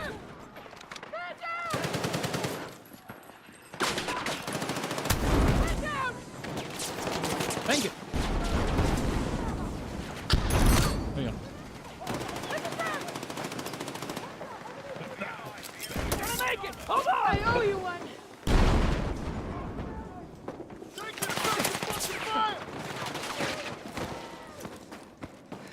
Grenade! Grenade!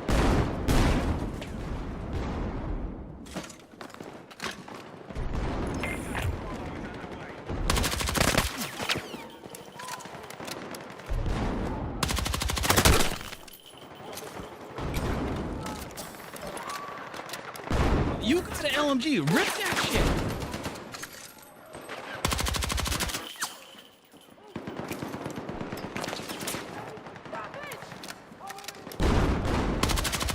Drop them! Frag out!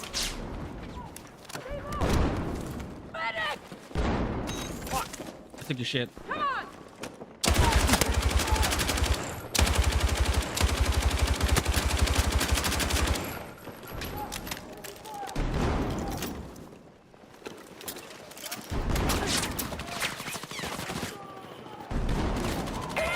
Hit the third! Oh, but then now I die. Now I die by an SMG when I'm shooting at the guy. What in the motherfucker is going on? Be advised, we need attacks to go on the marked objective. I don't like that.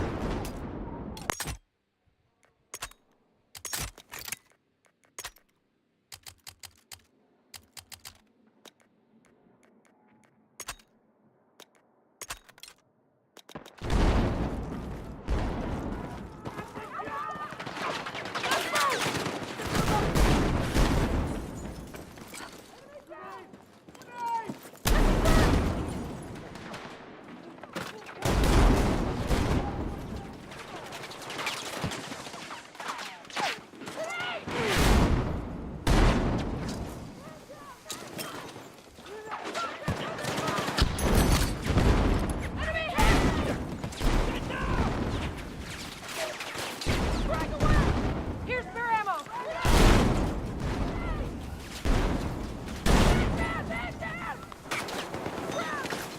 I knew you had my Frag back. out! Here's some ammo for you!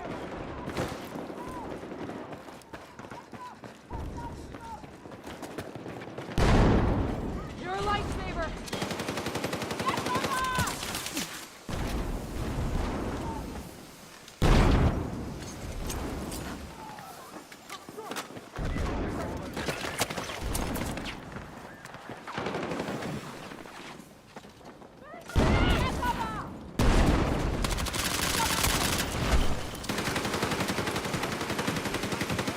Grab what you can! Frag out!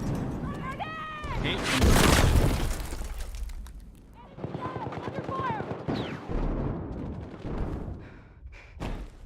I hate when I'm like, I hold down the grenade, like I hold down RB and it still has me throw the grenade at random times. I don't like that. Get down!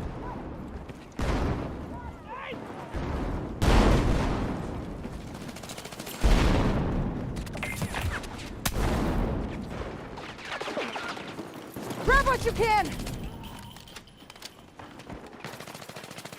Get cover!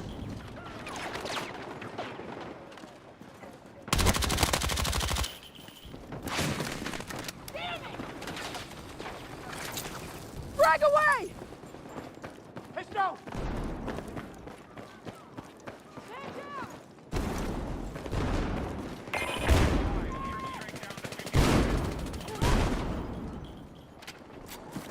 Grab what you can!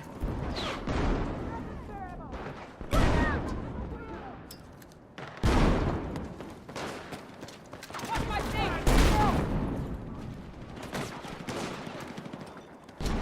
Get down! Reload it!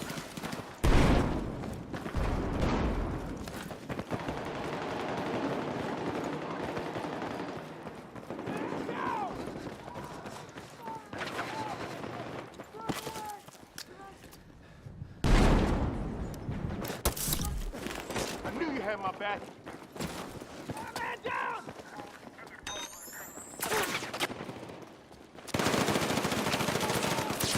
Drag! Get cover! Come on! Objective marked. We need you to Take this ammo! Back to my position!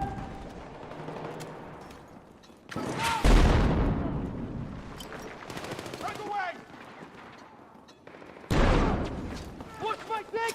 Take cover! The enemy is secure. Take the shot! Fucking gun down! Get the fucking hit!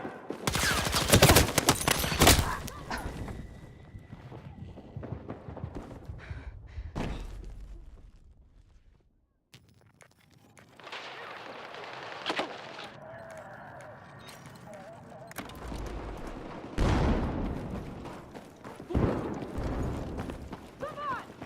Here's some ammo! Contact!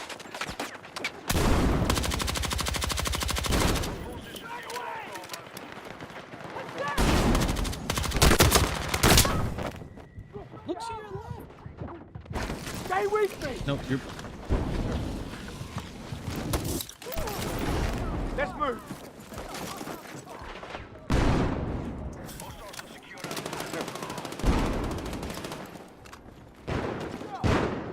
Drag away! Reloading! Stay low! There's Doug's right there.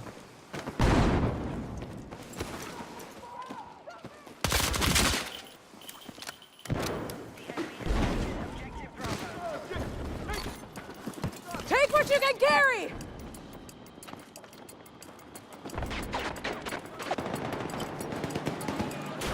Right there.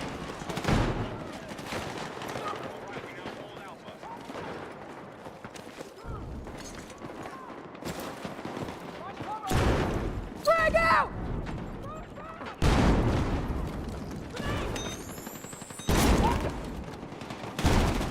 I'm out!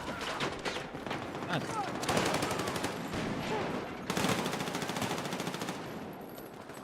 Hey!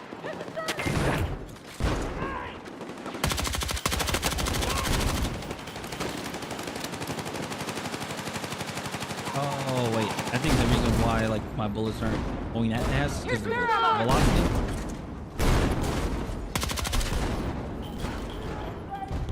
Honestly, you would think like bullet velocity wouldn't matter at super close range, but like I'm talking about barrel and chest.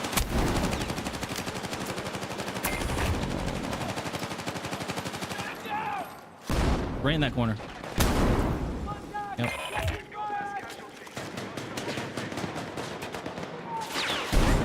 Fucking head!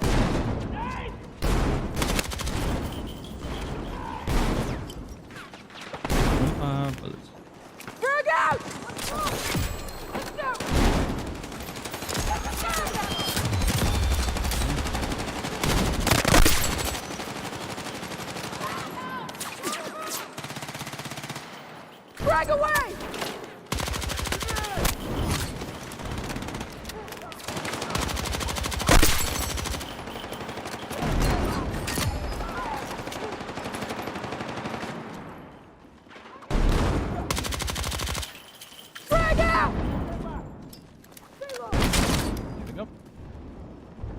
Grab the spool.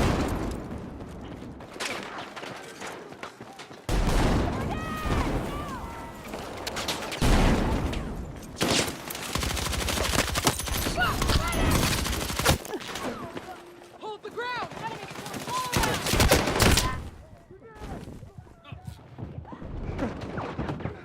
Corner. Corner. Corner. Right there.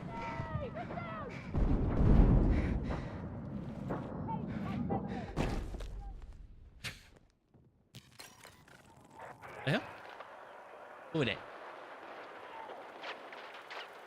We're close to being wiped out. Use cover. Oh, MC Zaga. Thank you so much for the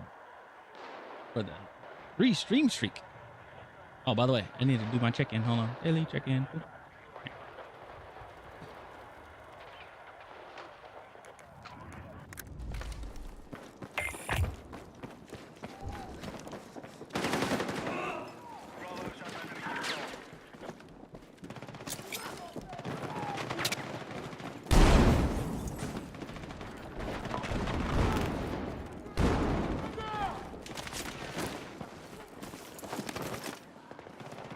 Get covered!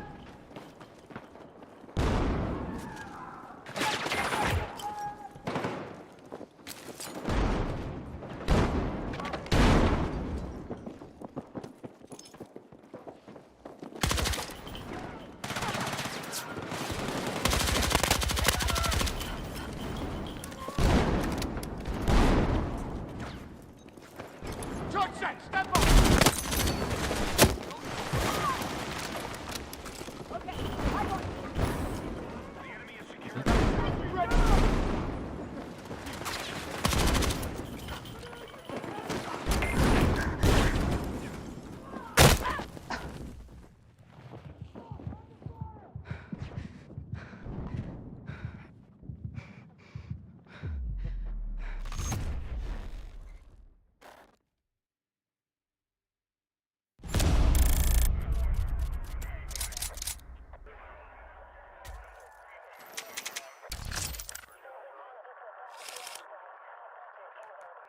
All right. Need 9 more.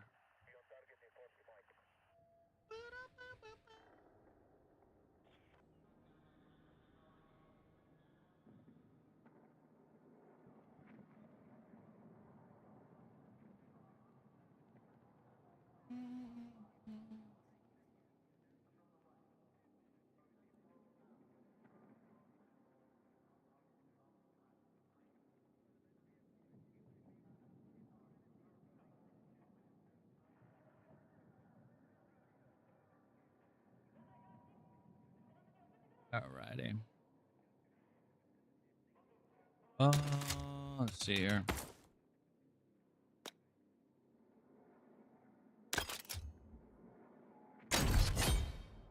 Oh, we're on this one now. Sweet. Murphy.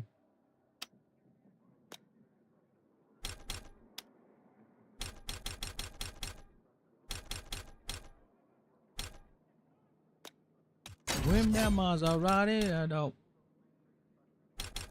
Blase, blase, blase. Ooh, I need to get him.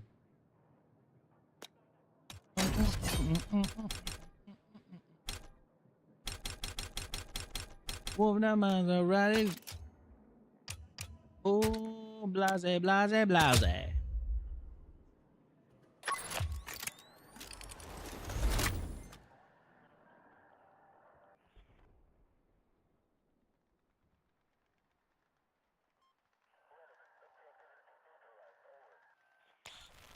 Bam, bam. Bam, bam, bam, bam, bam, bam.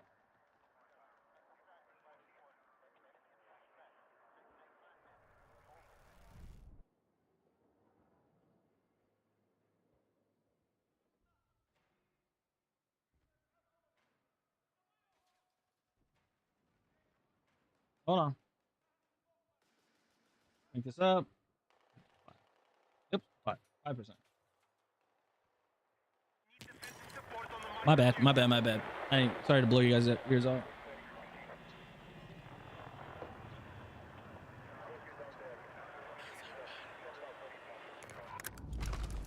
Blase. And I need to do. Okay. So nine more kills, and then we move on to whatever the next challenge is.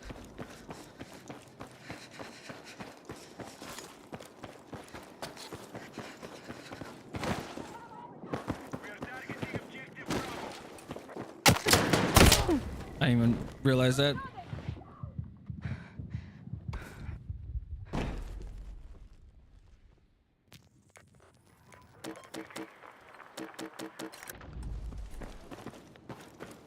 I wasn't even paying attention, honestly.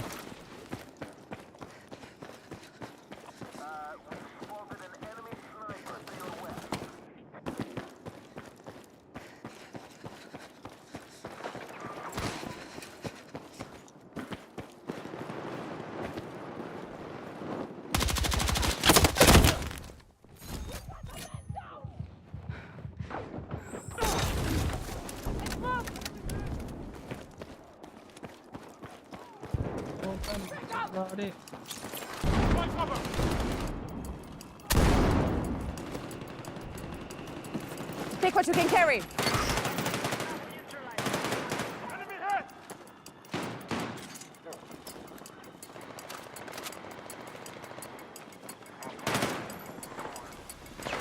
Can you move, dude? We have secured objective Damn. Over here. Take what you can.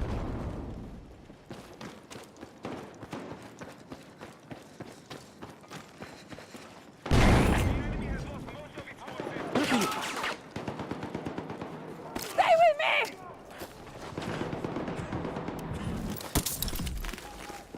Let's move. That was a bot.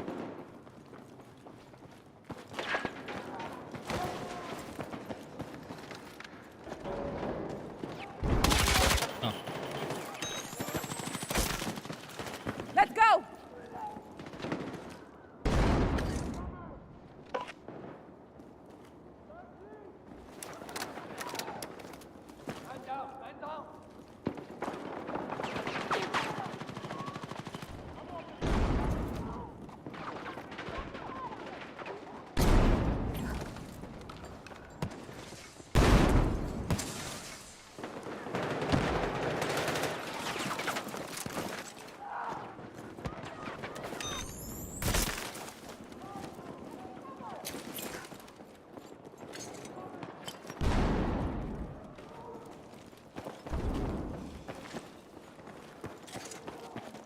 Throwing frag. Head down! Take what you can carry. Frag out!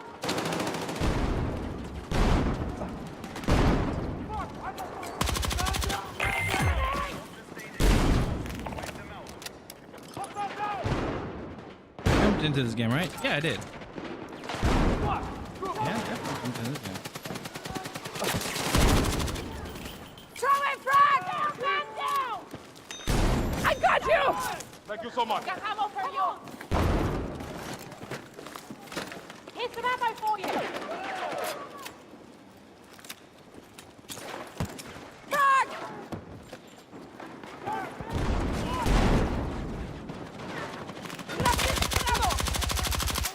Aw.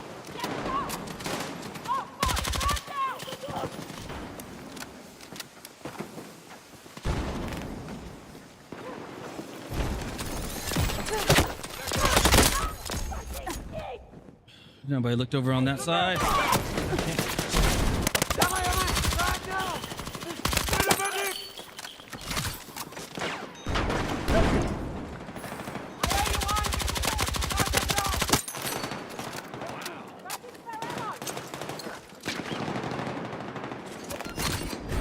I don't know if that was a spawn protection or what.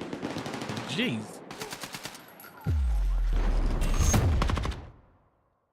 I don't know if that was a spawn protection or what. That was insane.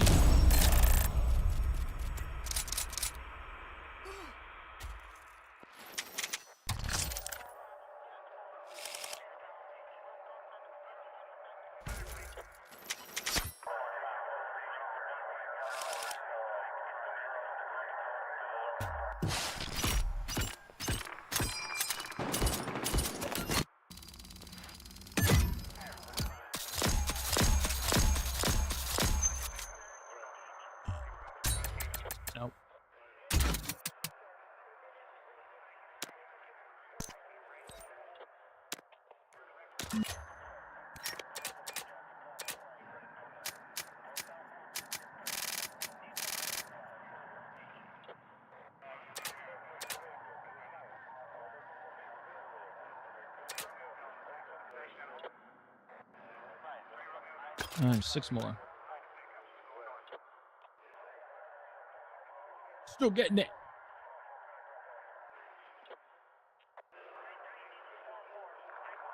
All right, we'll do this last challenge and then call it.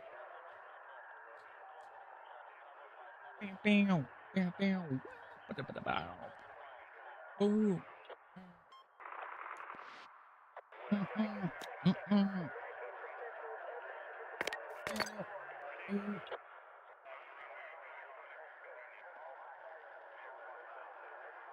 All right.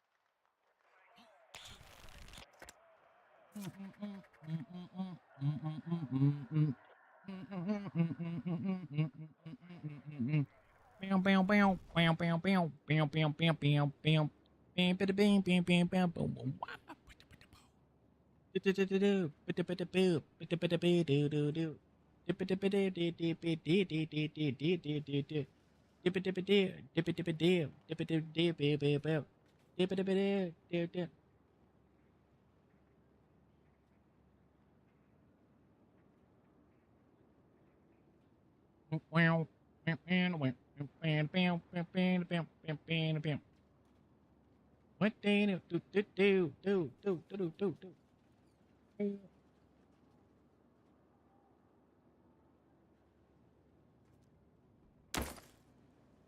Oh, just me.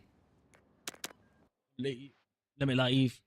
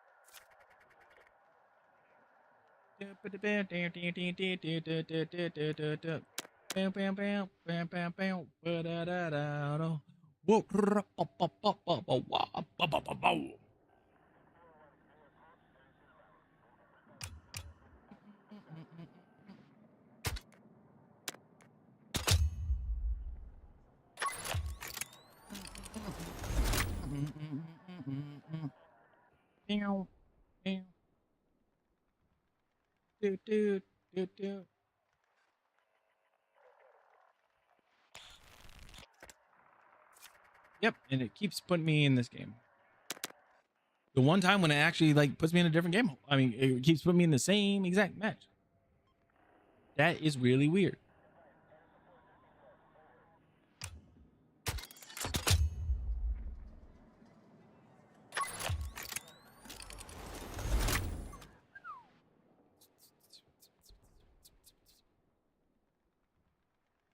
Then I hit breakthrough, right? And it put me at hanging tall.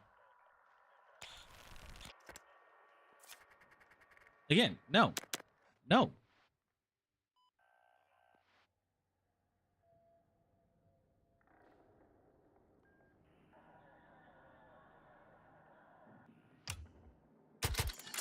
Breakthrough.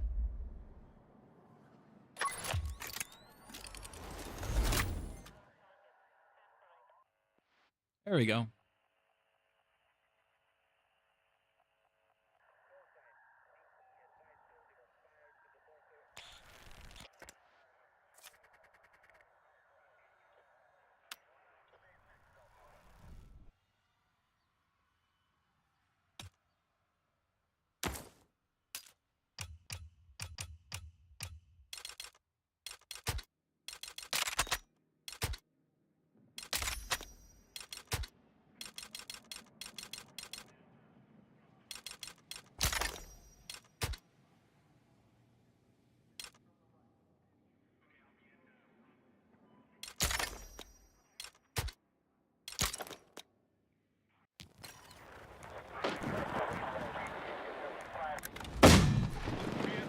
Oh my. Have established multiple defensive positions.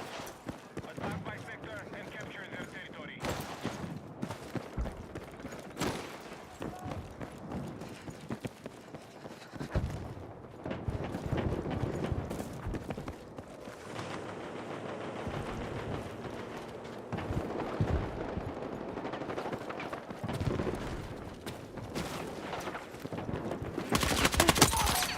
the objective Alpha.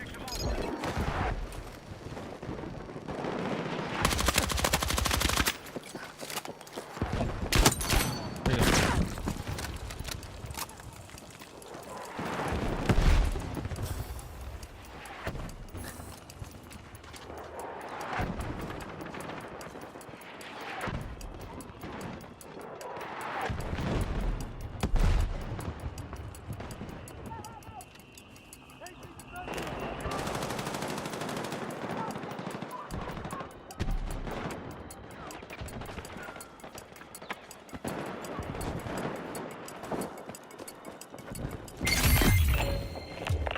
go. Taking the sector.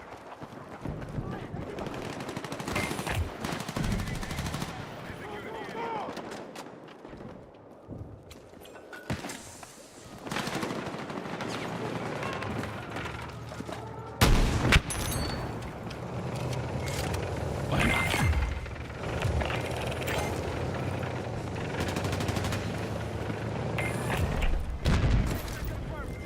Pushing our attack.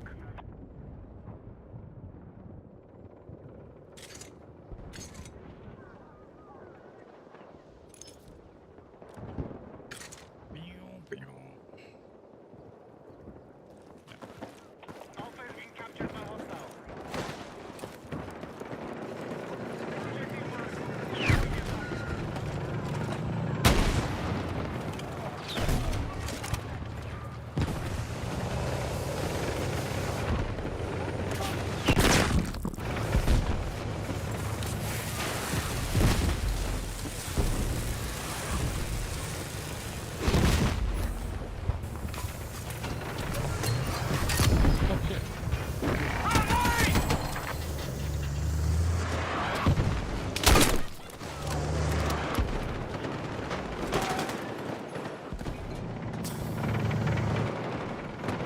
Dude, put a hole in that damn thing.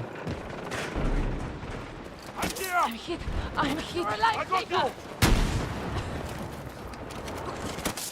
Bravo for you. Cheers. Hey, thank you. Bravo.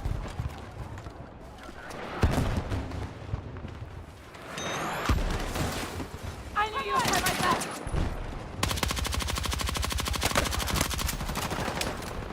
I'm over here. Take what you can. Run!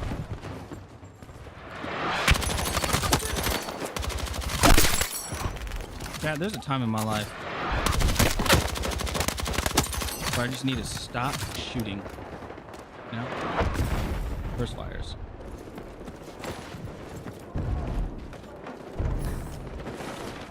Be advised the enemy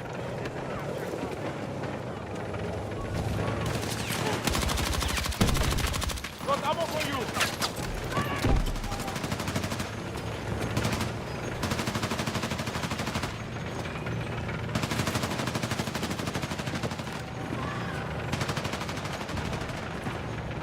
Uh-oh.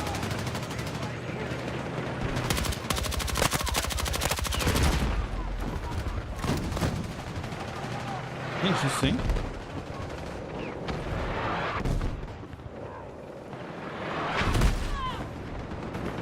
I can't get up there anymore.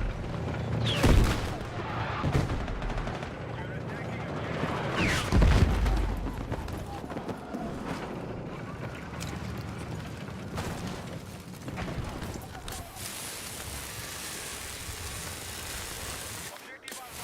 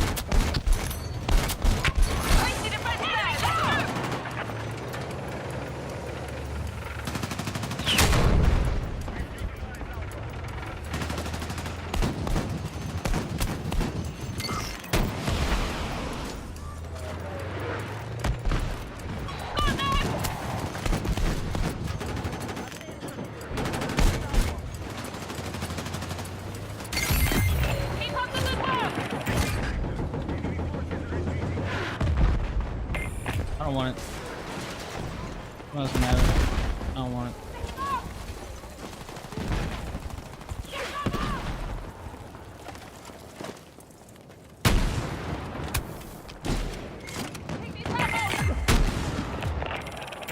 Got ammo for you. Thank you.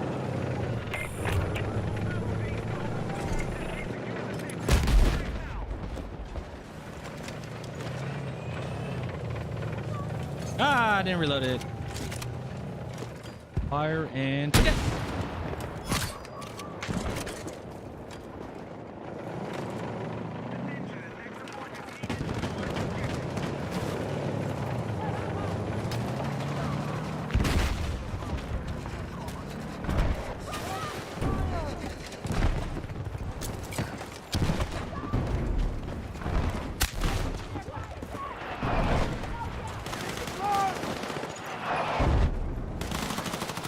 Think so?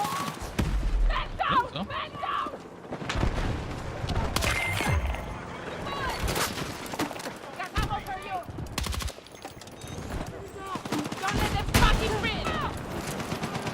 Have ammo for you! I'm taking fire! Am I loaded? I'm loaded.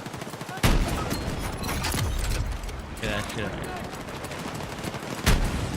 Drop the spare ammo.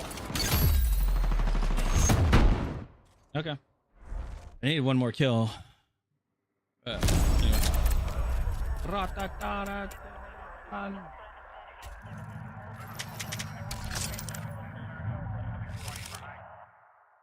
Thanks. Can you put the axiom in one of the... Nope. I tried. You can.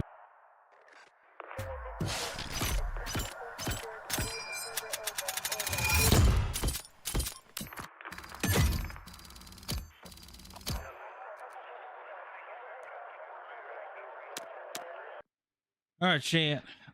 That's it for me. I appreciate you guys. Thank you guys so much for hanging out. I am going to raid over to Bizzle. Bizzle right now is playing some Nautica 2. So be sure to go show him some love. Appreciate you guys. Thank you guys so much for hanging out with me and everything. And I will see you guys tomorrow. We're gonna keep doing these challenges, and yeah, we're gonna keep doing these challenges and stuff. So we can get the hardware, and then after that, we're gonna go straight back into working on the EMR. Okay. Appreciate you guys. I'll see you guys in the next one. Later.